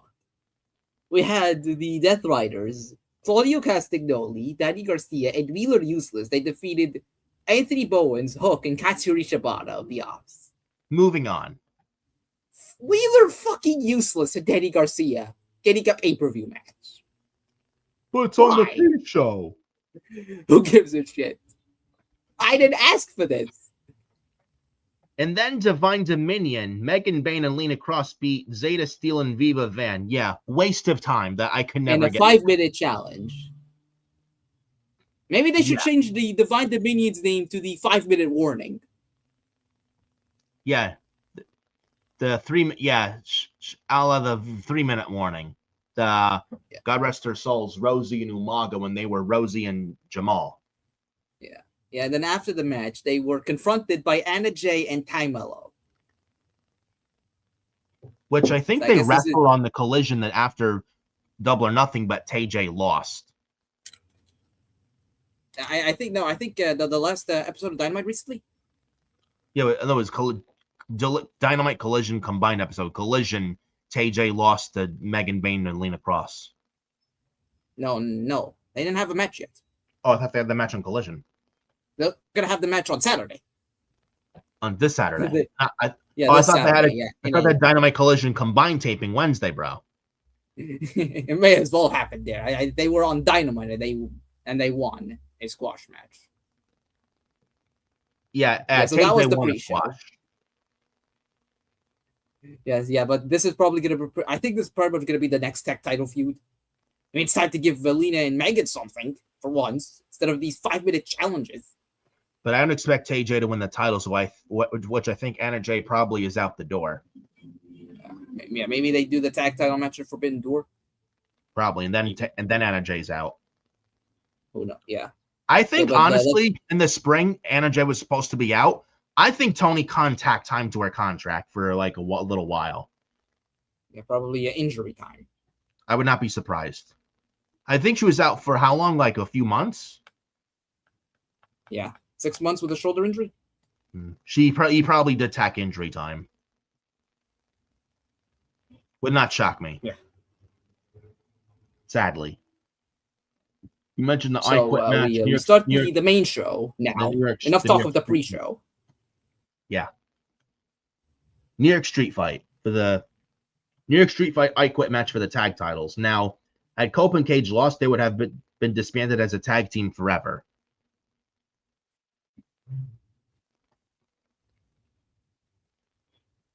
And Cope and Cage won the titles. Right move, and I'm actually happy for them. This was really good.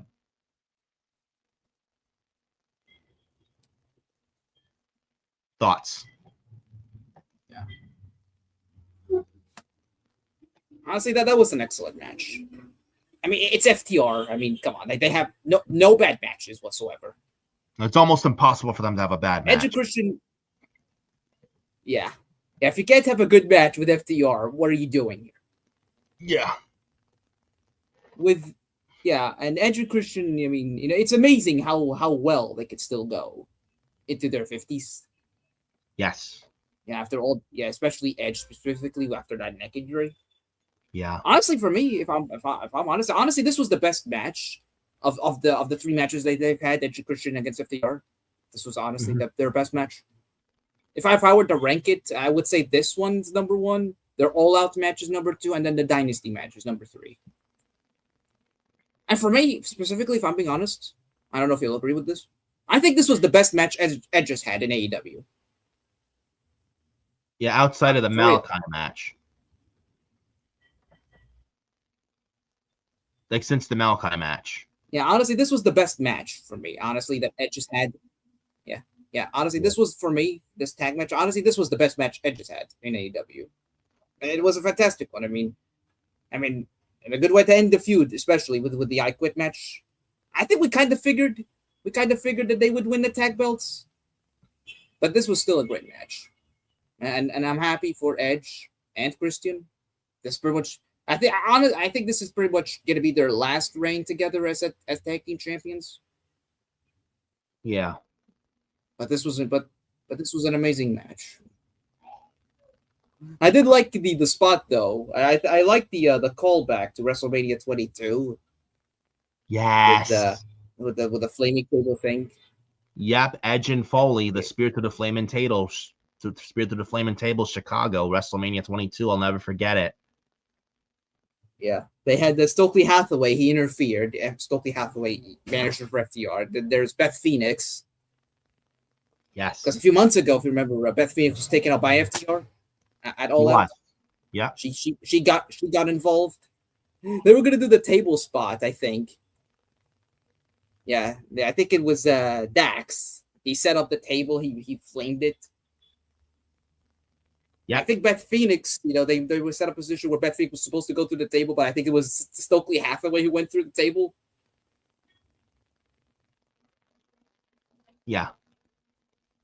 Yeah, that was a cool spot, and the finish, I think with Edge and Christian, Christian he locked was it Dax or was it Cash? They were locked in the sharpshooter.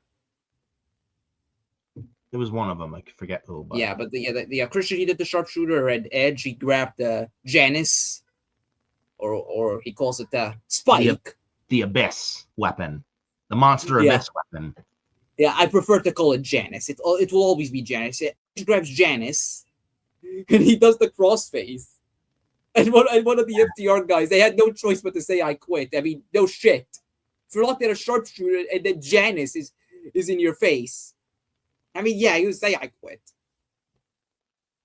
If anything, to save yourself. Yeah, but that was a great finish, and this was a fantastic match. Yeah. Yeah. But we also had Takeshita win against Okada for the International Championship. Yeah. That was also really good. Again, another fantastic match. And honestly, this had to happen. They went with the right move. They did the right outcome. The time was now for Takeshita to win. Yeah. This is what they've been building this for. This is what they've been building this whole feud around. Takeshita finally beating Okada. Yeah. Here's the thing with this Double or Nothing show, apart from the fact that, it was obviously a great show top to bottom. They made a lot of the right decisions. AEW, Tony Khan, they made a lot of the right decisions on this pay-per-view. There was obviously there was no wrong decision they made there. No, not at all. Yeah, Edge and Christian winning the tag titles. I mean, pretty much we saw it coming, obviously. And Takeshita winning the international title from Okada. This needed to happen. And it had to. Yeah. 19 minutes they went, and this was some really, really great stuff. And couldn't be more happy for Takeshita. This was great. They've been building the storyline for a while. I mean, this was the payoff to it. Yes. What came after? Well, yeah, and obviously happy for Takeshita to win. He wasn't happy though with what happened to him next. This is what we're going to talk about here. After the match, Kyle Fletcher made his return. Yes, and he attacked Takeshita, to Kyle Fletcher. Yeah. Yeah, so no more Pro Tushida. And thousands of hearts were broken that night. So excellent match. I like the post-match angle, They ended one feud and they started another for Takeshita. Yeah. If I could take a suggestion, I think this would be the Wembley Stadium match, Kyle Fletcher versus Konosuke Takeshita. So this was good stuff. This is the first time. Right. This is the first time in 2 years that Okada will not be holding a championship in AEW. This is the first time that he's titleless in AEW. Yes. Yeah, so 2 years that he spent as a champion. Hey, not bad. No. Not Yeah, bad at all. Continental champion, international champion, trios champions. We also Not got bad. we also got some other matches on the card, like the Owen Cup matches, like Athena beating Mina Shirakawa. We got Will Ospreay beating Samoa Joe and Swerve Strickland beating Bandito. All good matches. I would say if I had to choose one out of three being the best out of all three of them, I would have to give it to Samoa Joe and Will Ospreay. That was fucking good. Yeah, that was fantastic. Yes. Yeah. No doubt. I mean, Will Ospreay is basically Mr. Pay-Per-View, pretty much, when it comes to these matches. Bruv. Yeah. It's amazing. Like, you can never go wrong Will with Will Ospreay's Ospreay. the fucking man. I can see why WWE and Triple H really wanted him in late 2023 before he chose AEW. He's really good. Yeah. And Samoa Joe, I mean, what needs to be said about him? I mean, a fucking legend. Samoa Joe is Samoa Joe. Samoa Joe is the fucking GOAT. Yeah. He could legit turn anything bad from, he could literally turn anything that's chicken shit to chicken salad. That's how great he is. So, yeah, another fantastic outing with the Owen, and this has to be Ospreay's tournament to win. Absolutely. I mean, he needs to win this tournament. And Joe will be fine since he Yeah. lost to Ospreay. He'll be fine. Yeah. Swerve and Bandito, I mean, another great match. I mean, self-explanatory. Bandito's one of the best luchas they got outside of Roosh. Swerve is great in his own right as well.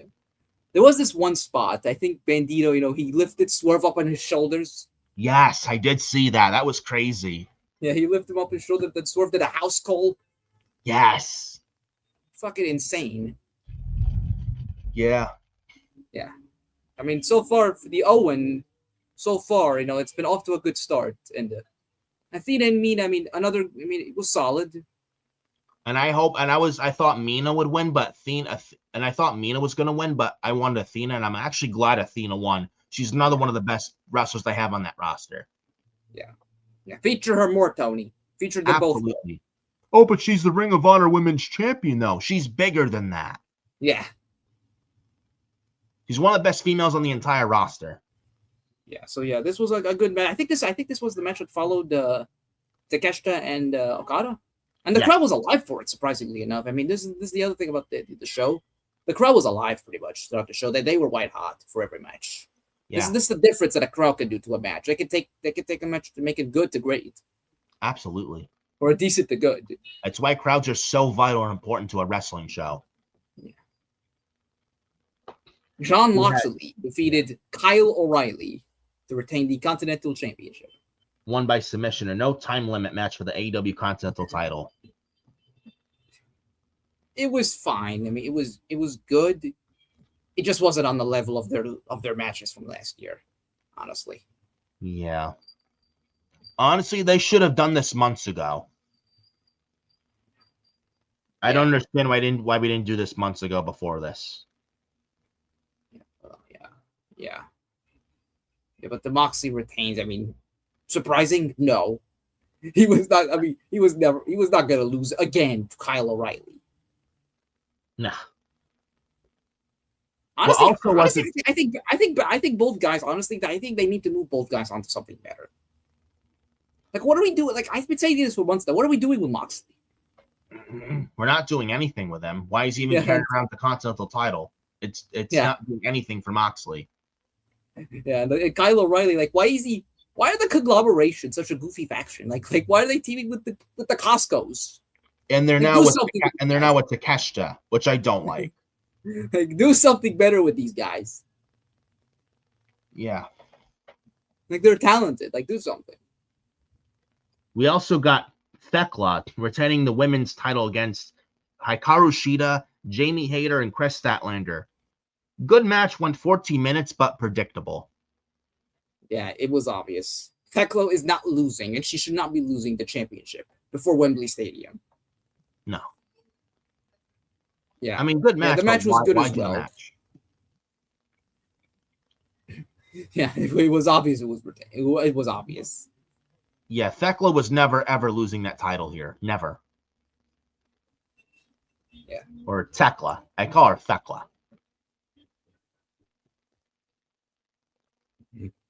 Whatever you want to call her. It's the same. Yeah.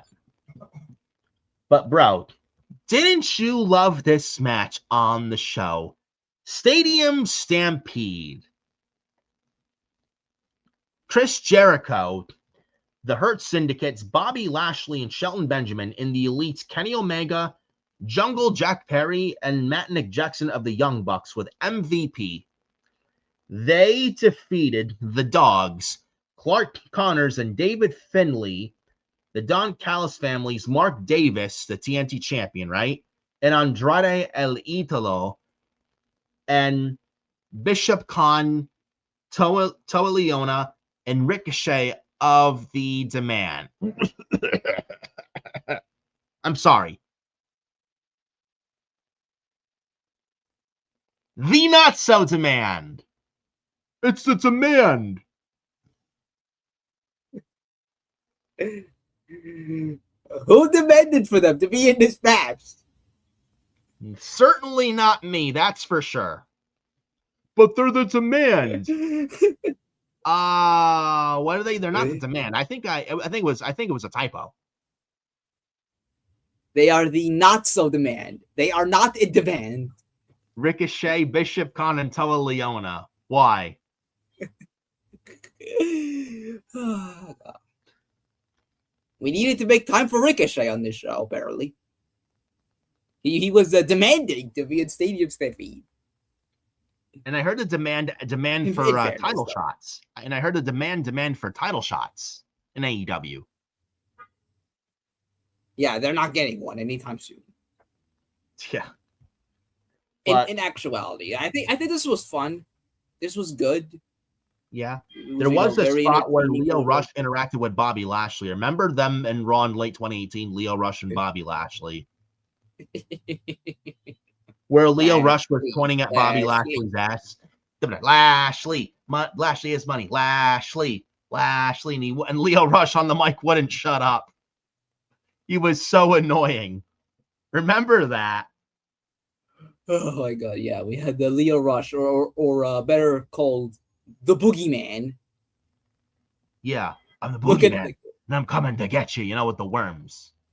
Yeah, and basically, you know how he growls, moves instead of laughing.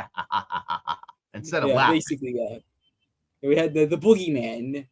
He scares off Lashley for whatever reason. Jeez. Yeah, big man Lashley being scared of little Leo Rush. Come on. Come on, ridiculous.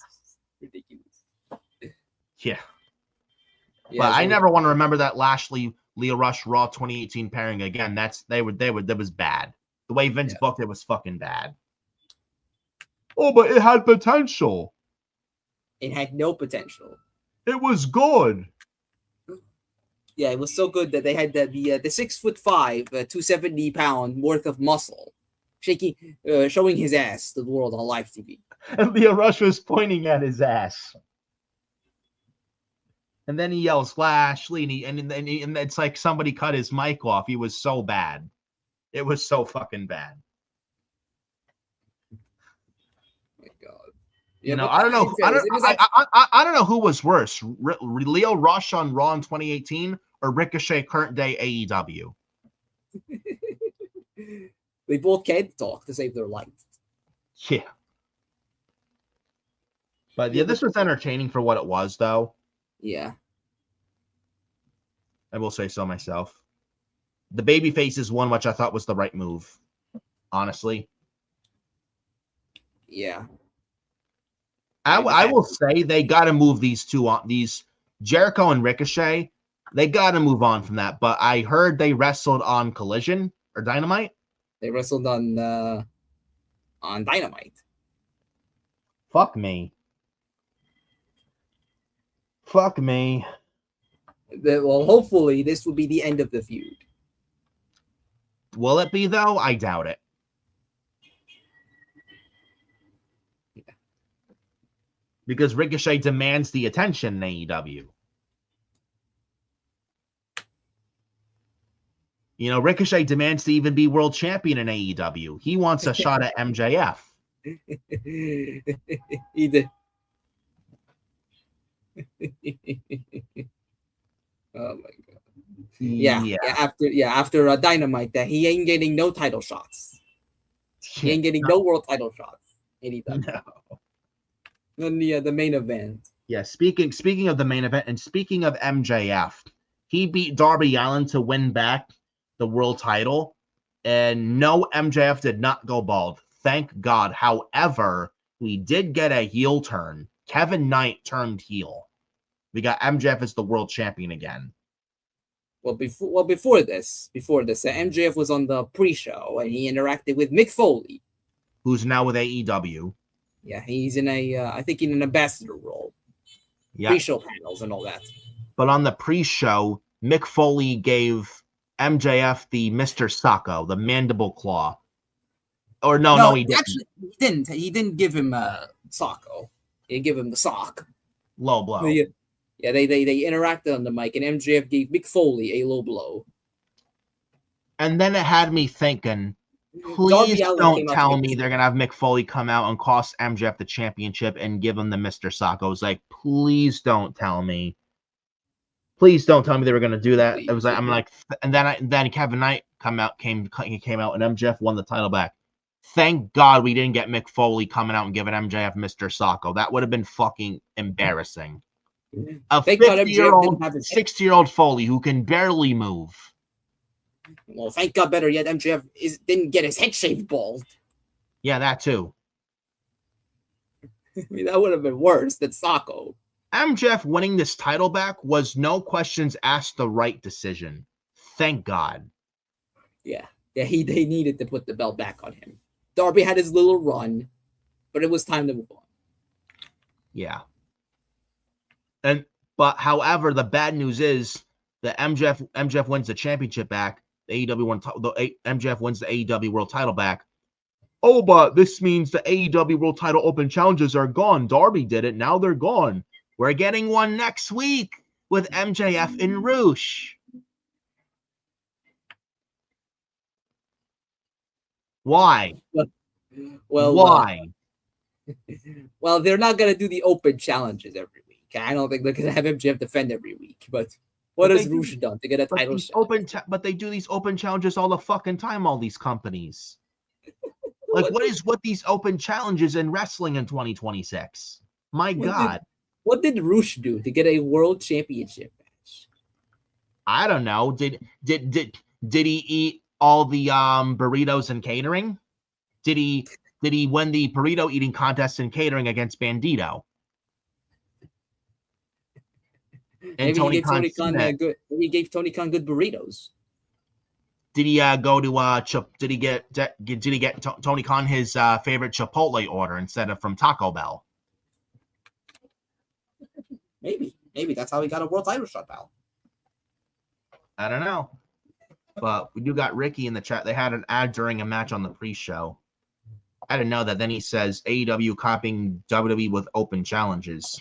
I mean, they all do it though. AEW, WWE, they all do it. TNA. It's not one copying the other. I can't stand these open challenges, dude. I really can't. Yeah, but overall, the match, it was excellent.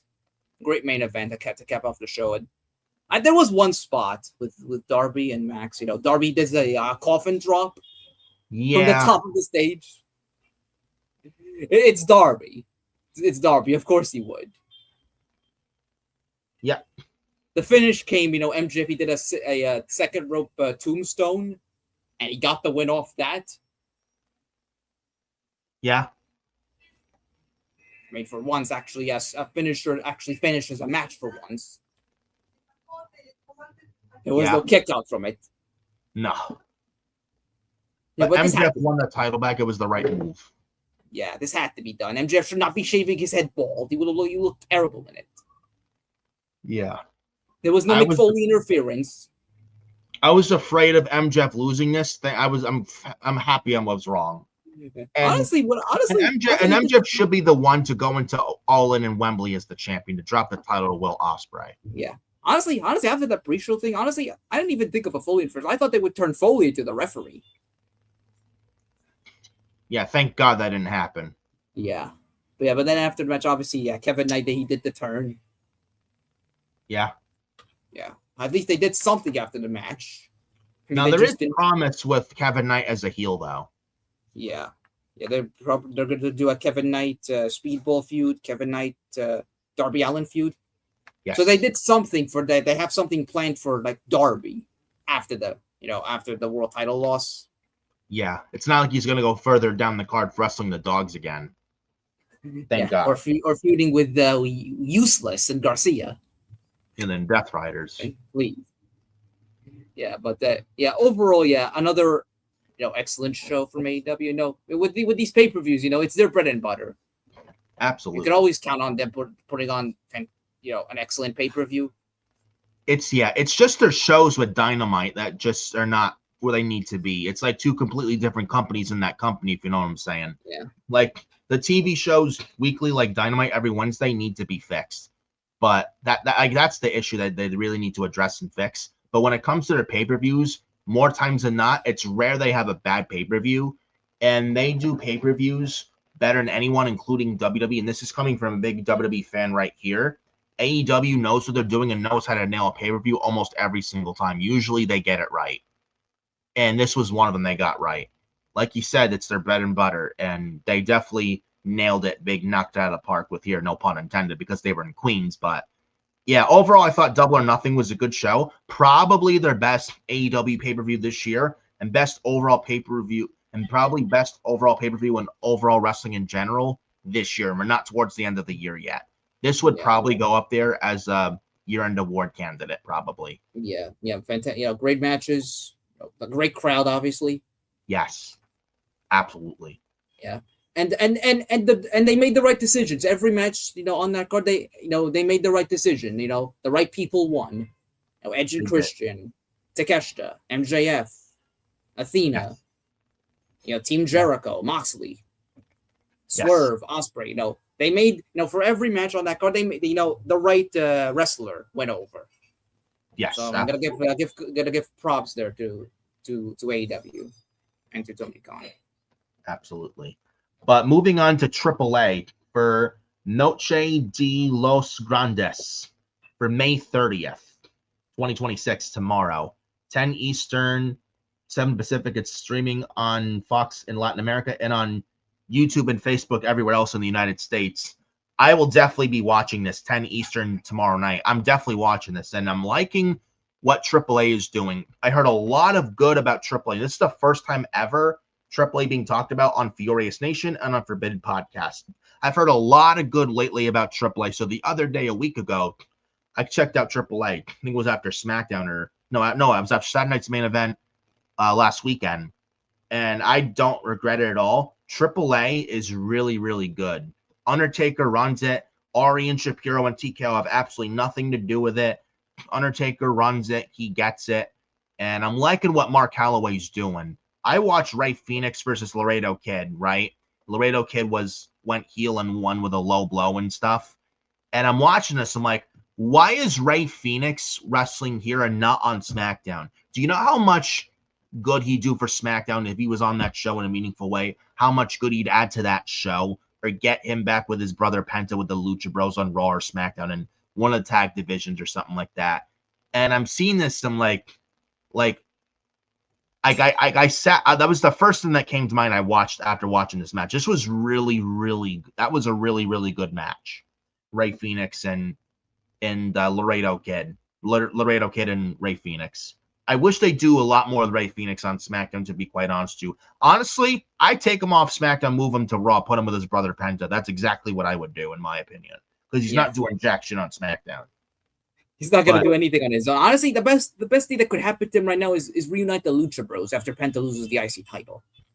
Absolutely. If it's under TKO, I don't trust them with Ray Phoenix, but we do have this Triple H show May 30th, and then Kaiser Americano over his fucking AAA. Then you got Gable Americano and the Creeds. I even saw the Creeds versus Los Americanos was another good match. I'm liking what they're doing with Lola Vice and Catalina and Bailey as well against the Las Toxicas. It's Flammer, La Hydra, and Maravilla. And obviously Pagano and Psycho Clown. You got Dr. Wagner Jr., Vikingo with Omos, Dorian Roldan, but I digress. Well, we got this May 30th show. We got 4 matches on May 30th tomorrow. This honestly, I mean, Clash in Italy's looking stacked. It should hopefully be a good show. Card looks stacked. This could also be a potential show stealer this weekend to close out the month of May. We got Laredo Kid and Rey Fenix for the AAA World Cruiserweight title. They had a good match on the last Saturday on the 23rd, but this should be no different. I'm actually going to go Laredo Kid retaining. I don't know who you got. I think Laredo Kid. He's also very good. I've watched his work even in TNA when he was with. He used to team with Angel Garza when he was Garza Jr. in TNA. I remember seeing that. Correct me if I'm wrong. They used to tag together. Yeah. And Laredo Kid is a hell of a talent, too. But I think we both got Laredo Kid on the board. Should be a banger match. Could probably steal the show tomorrow. Yeah. We also got the AAA Latin American title match between Dr. Rat Wagner Jr. defending against Vikingo, the great Vikingo. He's accompanied by Omos, the Nigerian giant, Omos. Dorian Roldan. I'm actually going to go Vikingo. Yeah, I'm going to go with Vikingo. Yeah, I think Vikingo wins the Latin American title. Yeah. I mean, they've slowed down his push a bit. Yeah. They've slowed it down a bit because, he was not getting the desired reaction, even though it wasn't really his fault. True. I'll never forgive you idiots for cheering Alberto Del Dipshit over him. Who's now in jail. This is what they were booing this guy for. This is what they were booing Vikingo for because he was handpicked over Alberto Del Rio. Ain't no woman beater. Fucking idiots. Yeah. Idiot Del Rio. Del Dipshit. Yeah. Yeah, but I think he wins the Latin American title here. Yeah. I think he wins it. I think he'll go back to the main event scene in AAA, or maybe or where I would prefer rather is him on Raw or SmackDown. Yeah, or NXT. SmackDown could absolutely use Vikingo. Yeah, but I think he wins here. Yeah, the AAA World Tag Team title match. This could also be a show stealer as well. Pagano and Psycho Clown versus Eric and Ivar of the War Raiders. This could be really good, but I expect Pagano and Psycho Clown to retain. But this could be really, really good. I'm actually going to go with the War Raiders. Really? Yeah, I'm actually going to go them winning. Why you could always have Psycho Clown and Pagano win back the belts at I guess. What's their show? Mania? Their version of WrestleMania? Triple Mania. Yeah, Triple Mania. Now I remember. Yeah, they can always win them back there. I'm gonna go with the Raiders, the Vikings. Okay. They did also announce the new general manager as well for AAA. No, it's not Chavo Guerrero. Good. No, it's not Conan. Well, that's unfortunate. I mean, his leg is amputated, sadly. Oh, but what about Hector Guerrero? What about Hector Guerrero? Is he even able to travel? I don't know. Like, how old is he? Like, is he even able to travel? I mean, I hope he's good health wise. Obviously, it's like, is he even able to do the job? I don't know. And no, it's definitely not Vicky Guerrero. Please. That's the last thing we need. Excuse me. Please, that's the last thing we need. Terrible. But the new AAA general manager is Raw wrestler Rey Mysterio. And did you see the look on his son Dominic's face? The AAA Mega Champion.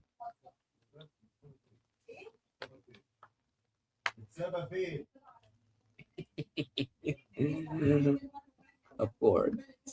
They just had to do it. They just had to appoint the deadbeat dad. What's your obsession against Rey Mysterio? You know, he did everything for his son Dom. He abandoned him. He treated him like garbage. But he's Rey Mysterio's son, and then Rey loved him through and through, and Dominic turned on his dad. Dominic turned on his father, Rey Mysterio. He treated him like shit, all because he was the son of Eddie Guerrero. He's Rey Mysterio's son is Dominic Mysterio. Come on. Shut up. That's a lie. Oh, man. But the look on Dominic's face was priceless. It's serious. I mean, it makes sense. I mean, Rey Mysterio is a legend over there in the Lucha Libre scene. He's the greatest luchador of all time. Absolutely. Yeah, I think he got his start at AAA, right? He got his start there.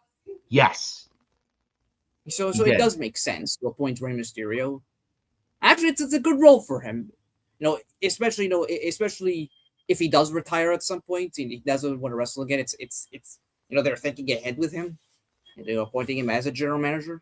And who knows? Maybe if he's a GM, Undertaker's running AAA.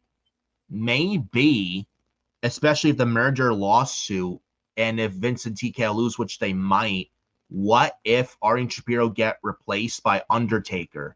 If Undertaker's doing good in AAA, maybe Undertaker appointed Rey Mysterio when Undertaker's maybe promoted to booking the main roster and does good job AAA, and then takes what he learns from AAA, applies it to WWE main roster. Who's to say Undertaker's running AAA now? Who's to say Rey Mysterio doesn't take that throne while Undertaker moves up to the main roster, takes what he learns from booking AAA so good to apply it to the main roster to make the main roster Raw or SmackDown better? Who's to say? I could see it.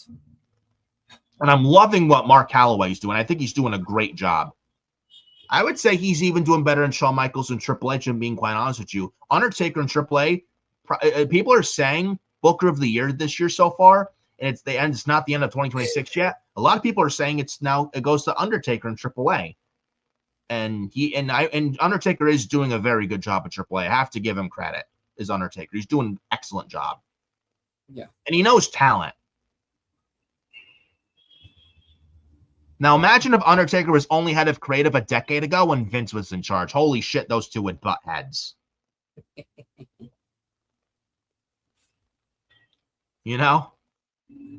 But I do think, though, with Rey Mysterio as GM, who's to say whoever wins the mask versus mask match, which I think Kaiser Americano keeps the mask.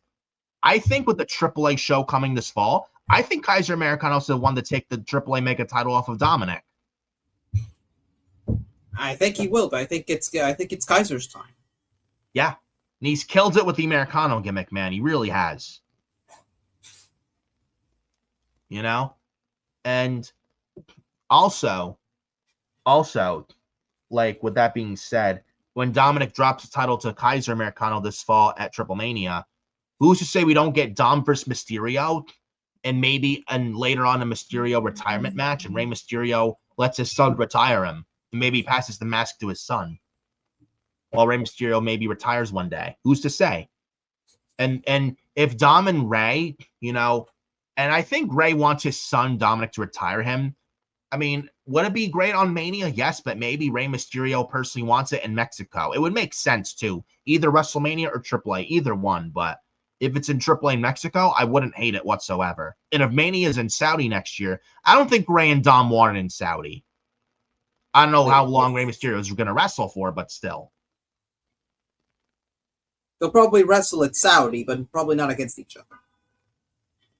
And I don't think Rey wants that. If they do it, if AAA has a big WrestleMania-like show, WrestleMania weekend next year, while WrestleMania is in Saudi next year, maybe Rey and Dom do it in AAA. and next spring maybe. It's always a possibility, but mask versus mask, Gable Americano versus Kaiser Americano. I think we can both agree. I think Gable loses this and he unmasks and we get Chad Gable back. And I think it's that time anyway. Yeah, the time is now. The guy looks jacked, so it's about time we get Chad Gable back on Raw television and let's get some singles gold around his waist to it. That's also overdue. Whether it's the Intercontinental title or United States title, it's overdue to belt Chad Gable with singles gold. You know he's so good. You got to give him some singles gold around his waist. It's been too long. And Kaiser Americano has been killing it in this Grande Americano gimmick. I mean, it sucks that Gable Americano got injured last summer around the feud with Penta last summer. Then Kaiser took the role. It sucks that Gable got hurt, but look what it's done for Kaiser. I don't think Kaiser probably would be released if Gable didn't go down with injury last summer. Same thing with Pete Dunne and Tyler Bate. If anything, the Chad Gable injury was the best thing that happened to Kaiser. Yeah. Because if Gable doesn't get hurt, there's no El Grande right now. There's no El Grande Americano gimmick right now. If it would have ended a long time ago. Yeah. And look at how over Kaiser Americano is. I mean, maybe a heel on Raw in the US and Gable a face, but it's the other way around in AAA. Look how over in AAA Kaiser Americano is. He's over as fuck. Even with the arrest in Florida the other day. It's a slap on the wrist. It's nothing to him, and I read something. It's nothing. It was justified in doing what he did. He did nothing wrong. And he even said he did nothing wrong, so he'll be fine. Yeah. And he's still over as fuck over in AAA. You know? And I mean, good for Kaiser. He's been killing it. And same thing with Pete Dunne and Tyler Bate. So, I mean, I think Kaiser Americano wins this. He keeps the mask.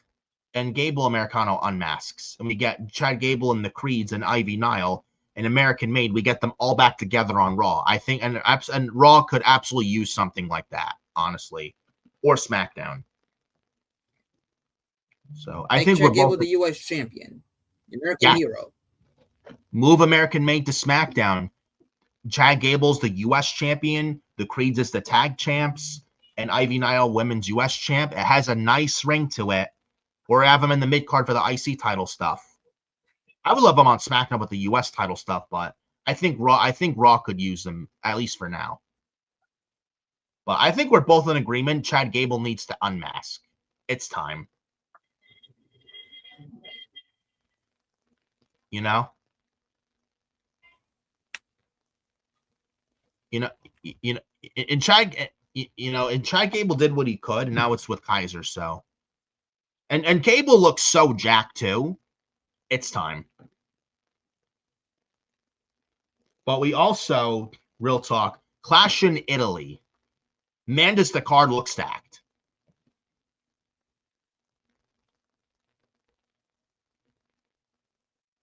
Uh-oh. Oh, there we go. I was hoping Vince McMahon wouldn't hack the system again. Then again, does Vince McMahon know who we are? Probably not. But we do have Clash in Italy on May 31st. Holy shit, bro, does this card look stacked? 5 matches. I'm hoping they add a 6th, but these 5 matches, this looks bigger than WrestleMania. It could be better than WrestleMania too. 5 matches on the show, and this is the first time ever WWE has a PLE in Italy. And for the first ever PLE in Italy, and for the first time in Italy since 2007. Remember when Santino won the IC title off Umaga? Yeah, after he came in as a fan in the crowd. Yeah. This was after Vince got his head shaved at WrestleMania 23 by Trump, Steve Austin, and Lashley in the Battle of the Billionaires hair versus hair match. And Santino beat Umaga for the Intercontinental title thanks to then ECW champion Bobby Lashley. You know? And then he won the IC title. Yep, that's Santino. Like he said, he was a fan. Actually, there's actually plans. I don't know if I heard the report. I think there are plans to maybe feature Santino in a segment on the show. I'd love to see it. Yeah, he's Italian. Yep. I mean, Well, who's gonna be? Maybe we get Danhausen and the Cobra. Yeah. Imagine. Can Danhausen though curse the Cobra though? Yeah. Or can he not curse the Cobra, but you know how they have the flute music and the Cobra's like, hypnotize the Cobra. I don't know. But 5 matches on Clash in Italy. We got, I think they have 2 matches on the first hour free on the ESPN channel. I think one of them is Cody Rhodes and Gunther. Yeah. I think it's Cody and Gunther and Jade and Rhea. Yes. Cody Rhodes and Gunther, WWE Championship match. I'm just going to cut it to the chase now. I'm hoping it's Gunther. I'm going Gunther, and it should be Gunther. Gunther should not lose, period, this year. And if Gunther was WWE champion, I think it would add some help to SmackDown, a little bit fresh. Cody Rhodes is already the guy. He doesn't need to be the champion to solidify that. And I honestly feel Cody as champion is not doing much for SmackDown. At least Gunther as champion, it's something different. What are they doing with it? Yeah. I think Cody's better with the chase. Right yes, now. Absolutely. Or I think he could take a back seat from the main event scene for a while. Yeah. I think I would like to see him do something different outside of the WWE title scene. Yeah. Yeah. And Gunther, he cannot lose this year. Like he just can't. Like you're establishing him as the top heel in the company. Yeah, if he loses to Cody, this is not a good look on Gunther. It's not. I will say this. Do we get Sami Zayn involved, or do we get Randy Orton involved?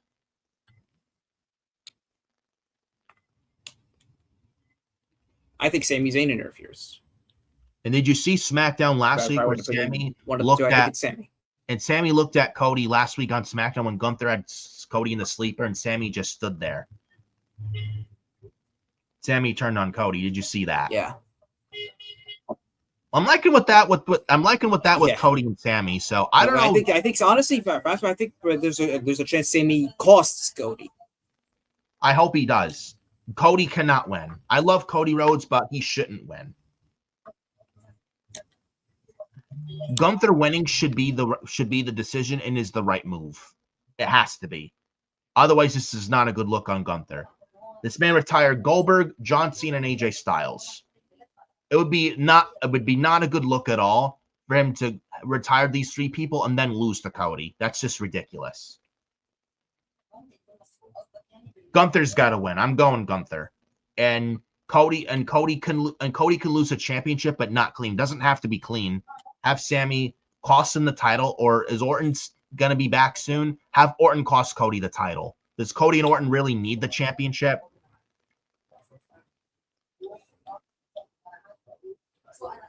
Probably not. So either Sami or Randy interferes and Gunther wins the championship. I'm going that. Rhea Ripley, Jade Cargill. Their match at Mania was really good. I'm hoping the same for this. Maybe not better than the Mania match, but hopefully decent nonetheless. I'm going Rhea Ripley to retain. There's no reason to take the title off Rhea. She's the best female in the company, never mind on the SmackDown women's division. Most over one, too. Like, Rhea has more going for her. There's no reason to take the title off her. Just won the championship. Exactly, yeah. I'm going Rhea Ripley. Oh, but you got Jade Cargill and the baddies. The not-so-baddies, you mean. Hey, why do you say not so? 2 bums. Why do you say not so? What are they so bad at? Yeah, losing. Like they're 2. You have Jade Cargill and 2 bums. Yeah, 2 losers. Pretty much. Subs. Meechin and B-Fab. Yeah, like honestly, have Rhea No, I don't think they have at all. Yeah, they have 1 win this year, and that was on Saturday night's main event, and even then it was Jade who got the win. I'm surprised those two are still employed. But Rhea, I'm going Rhea Ripley to retain, and have Rhea move on to Fatal Influence. They're the female faction on SmackDown now, not Jade Cargill and the Not So Baddies. It's Fatal Influence. You know, have Rhea after this move on to JC Jane. And Fatal Influence and JC Jane have been killing it lately on SmackDown since coming out of WrestleMania. That's the feud to do, JC and Rhea. I'm doing Rhea retaining here. And I think you say the same thing, yeah? Yeah. Yeah, Rhea going over to retain the women's title. Exactly. Becky Lynch and Sol Ruka, women's intercontinental title. I did see their match on Saturday night's main event. It ended in a DQ. I was not happy about it. However, I wasn't mad about it anymore because it led to a story to lead to this match here for Clash in Italy, where Nick Aldis, SmackDown GM, made the match for Clash in Italy. Do we get a new women's intercontinental champion here, or do we get Becky Lynch retaining and have Sol Ruka continue to chase? Honestly, if it were up to me, I think I say crown a new women's IC champion. You think so? Instead of Sol Ruka chasing more? Or just dragging it out? I think the reason they may not put the IC title on Sol Ruka right now, because it's rough so far for her. In terms of in-ring, you know, it's been a rough start for her with the botches and all that. Yeah. I don't know what's going on with Sol Ruka. Like, is she hurt? Is there a loss of confidence? Like, I don't know what's going on there. Because, you know, I think when she did the Soul Snatcher, because this is twice now. This was the second time that she botched the Soul Snatcher with Becky. Yeah. So, like, I don't know if they put the IC title on her now. But then again, they're still running this storyline with Jessica Carr. Yeah. So do we see a new IC champion? Maybe. I'm going to probably go Sol Ruka. And probably there's a big chip on the shoulder of Becky and Sol. They probably know they have to kill it with each other on Sunday. They know they have to have a good match, a great match. So I would go with Sol Ruka as well, but it wouldn't surprise me if they keep the belt on Becky. Yeah, and have because they want to give Sol Ruka more time to adjust to the main roster. And with the house shows coming back in the summer, it may be best for Becky to retain and then get the reps in the house shows in the summer, and then go have the Becky and Sol at SummerSlam, and then that's where Sol Ruka wins the IC title off Becky Lynch. Yeah, that's probably what they do. I'm gonna go Becky retaining, and a good match, but Becky somehow finds a way to win. That's what I do. But if Sol Ruka wins, hey, I don't hate it at all. I just hope they have a good match on Sunday. Oba Femi and Brock Lesnar, Part 2. I think self-explanatory. I'm going to go Brock Lesnar, and we get a third match at SummerSlam in Minneapolis, Brock's hometown at SummerSlam, and Brock loses that third match to Oba, and then that's where Brock retires, but this time for good. I don't know what you think of this. I'm going Lesnar as well. There's no reason for him to lose a second time in a row. No. Yeah, some people. I think this. Some people. I've seen some people. Oh, why would you have Brock win? This is stupid to have Brock win. He just lost at WrestleMania. And how he lost at WrestleMania too. Yeah. And I think they're going the Cody route for 2023. Do they do a trilogy of matches? Yeah. You know, Brock loses the first one, wins the second one, and then loses the third one. Yeah, I could and do it it ends at SummerSlam. Yeah. The thing is, though, you know, how do you have Oba lose, though? You know, this is the one way. This is the one they have to think about. You know, how do you have Oba lose? It can't just be like one F5. It just can't be like one F5 and that's it. What if Brock puts him in the Kimura, but Oba doesn't tap, but he passes? Similar to how Undertaker beat Brock Lesnar at SummerSlam 2015 in Barclays Center in Brooklyn, where Undertaker had Lesnar to Hell's Gate, and Lesnar gave this to Undertaker before passing out. You have Oba lose by pass out. And he doesn't get pinned, he doesn't tap out, and it protects Oba Femi. I mean, if you want to, maybe you could have Oba kick out of an F5 in the match. Yeah. You know, he can't, Takes out at Lesnar, one. he can't, no matter how hard he tries, he can't keep this guy down. He tries like 5 F5s, kicks out at 1, 1.5, or before a 1. And then Lesnar tries a Kimura.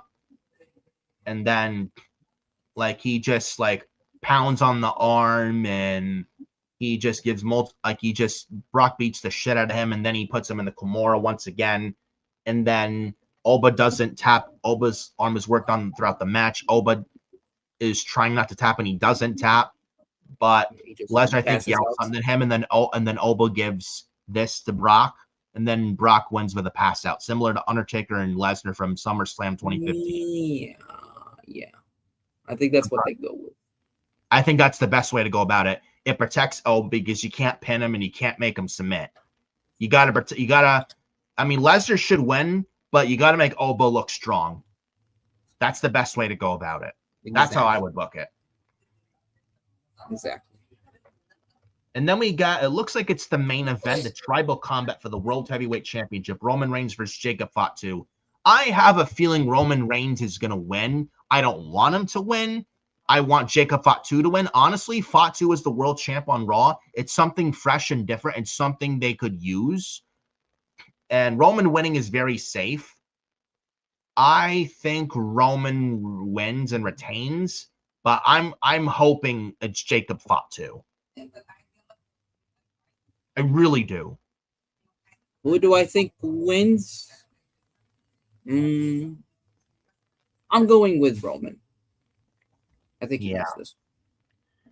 I wish it wasn't, but it's just, I don't know. I'm hoping it's a good match, tribal combat, though it can't be worse than Roman and Jey Uso from SummerSlam 2023. Remember that from Ford Field? That was bad. Terrible. I'm hoping it. I think it will definitely be better than that. No questions asked. I just hope they know what they're doing. If Jacob Fatu loses, like, is he just gonna acknowledge Roman forever? Like, they got it. They need to do something here. Both guys need to come out looking good. Do we get the Usos involved? I don't know what they do. I have no idea. I think the Usos get involved. Then again, we said they would get involved at Backlash, and they didn't. So anything can happen. I don't know. I expect Roman to win. I really hope Jacob Fatu wins because Roman is world champ coming out of Mania. I like Roman, but it's just not working out. It's not. And Raw needs something different. Jacob Fatu as world champ would present different on Raw. But we'll see. I don't know. I expect Roman to win, but I'm hoping Jacob Fatu wins. I'm really pulling for him, and I think he deserves it. Because if he loses, what do you do with him from here? You got to do something.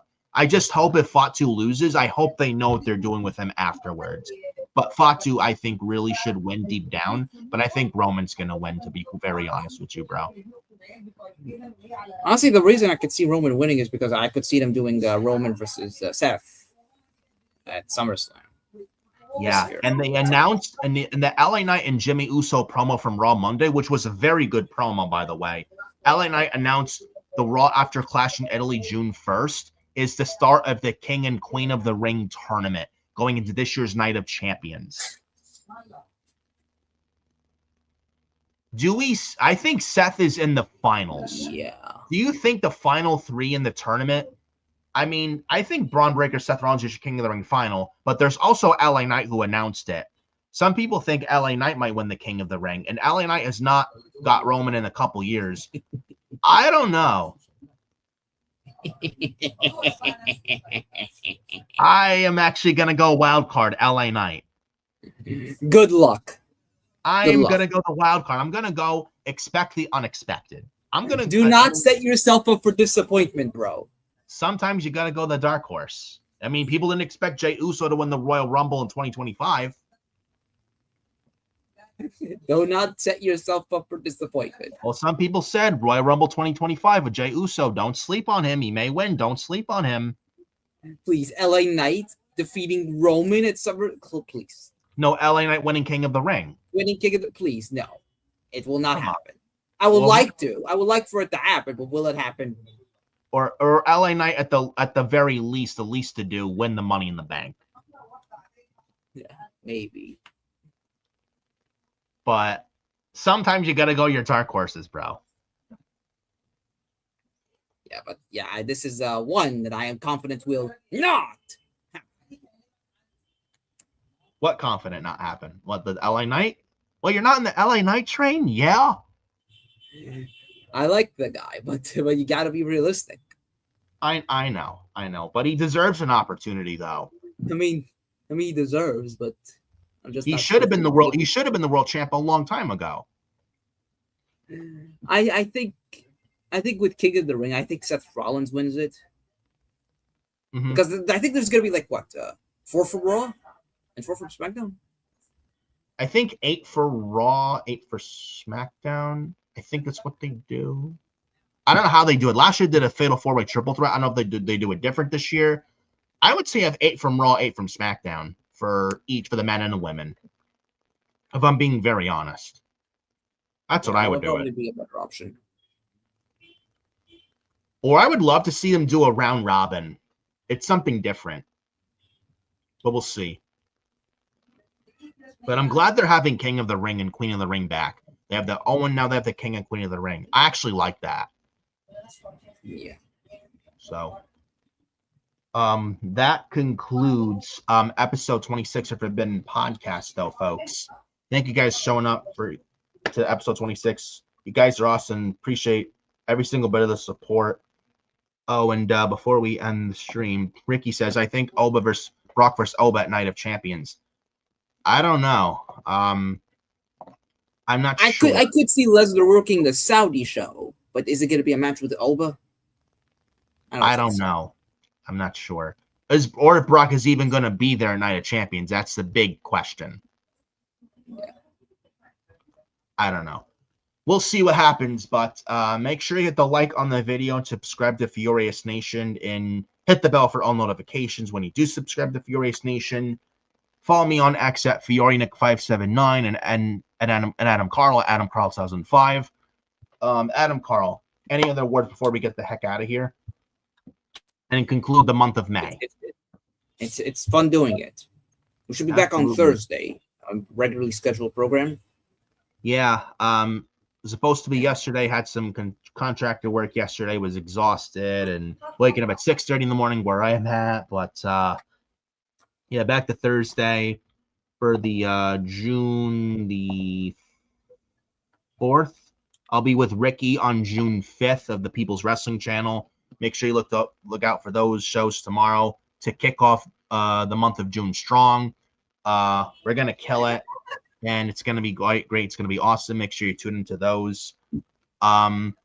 We hope you have a good rest of your Friday. SmackDown is in Barcelona, Spain. It's going to be taped. Unfortunately, I hate taped shows. I think the show is going to start in an hour or half an hour where I'm at. Yeah, half an hour. I expect it to be a shit show because they have just Miz and Axiom announced. But then again, that's what happens when SmackDown's the worst show on TV. Well, our buddy Axiom is getting TV time at least. At least he's in his home country, Spain. Yeah, but and the crowd should be good as well. Hopefully. I don't think we get Leon Slater, though he's rumored to be leaving TNA to join WWE or AEW once his contract's up. According to the Observer, he thinks he's going to AEW. Nah. Dave Meltzer always have to mention AEW. He can't keep the Tony Khan schlong out of his mouth, I'll tell you. My goodness. But we hope you guys enjoy the rest of your Friday, and I will be watching SmackDown tonight, sadly taped. And sadly, but yeah, they'll be in Spain. Do you have a VPN? I do not use VPN. I'll just watch it early. Never use VPN, but that's a story for another time. But I never use VPN. But that's all right. But that being said, closing out the month of May strong in the half of the year very, very soon. We're ending May strong, starting June off even better next week. We appreciate you showing up. Have a good rest of your Friday and the rest of almost the end of May. We'll see you next week for episode 27 for June 4th, Thursday. 10:30 showish for 2026 next week, next Thursday. You guys are awesome once again. Have a great day, guys, and take care, everybody. We'll see you next Thursday for episode 27. And I'll definitely be here with Ricky for the People's Wrestling Channel next Friday, June 5th as well. Peace out.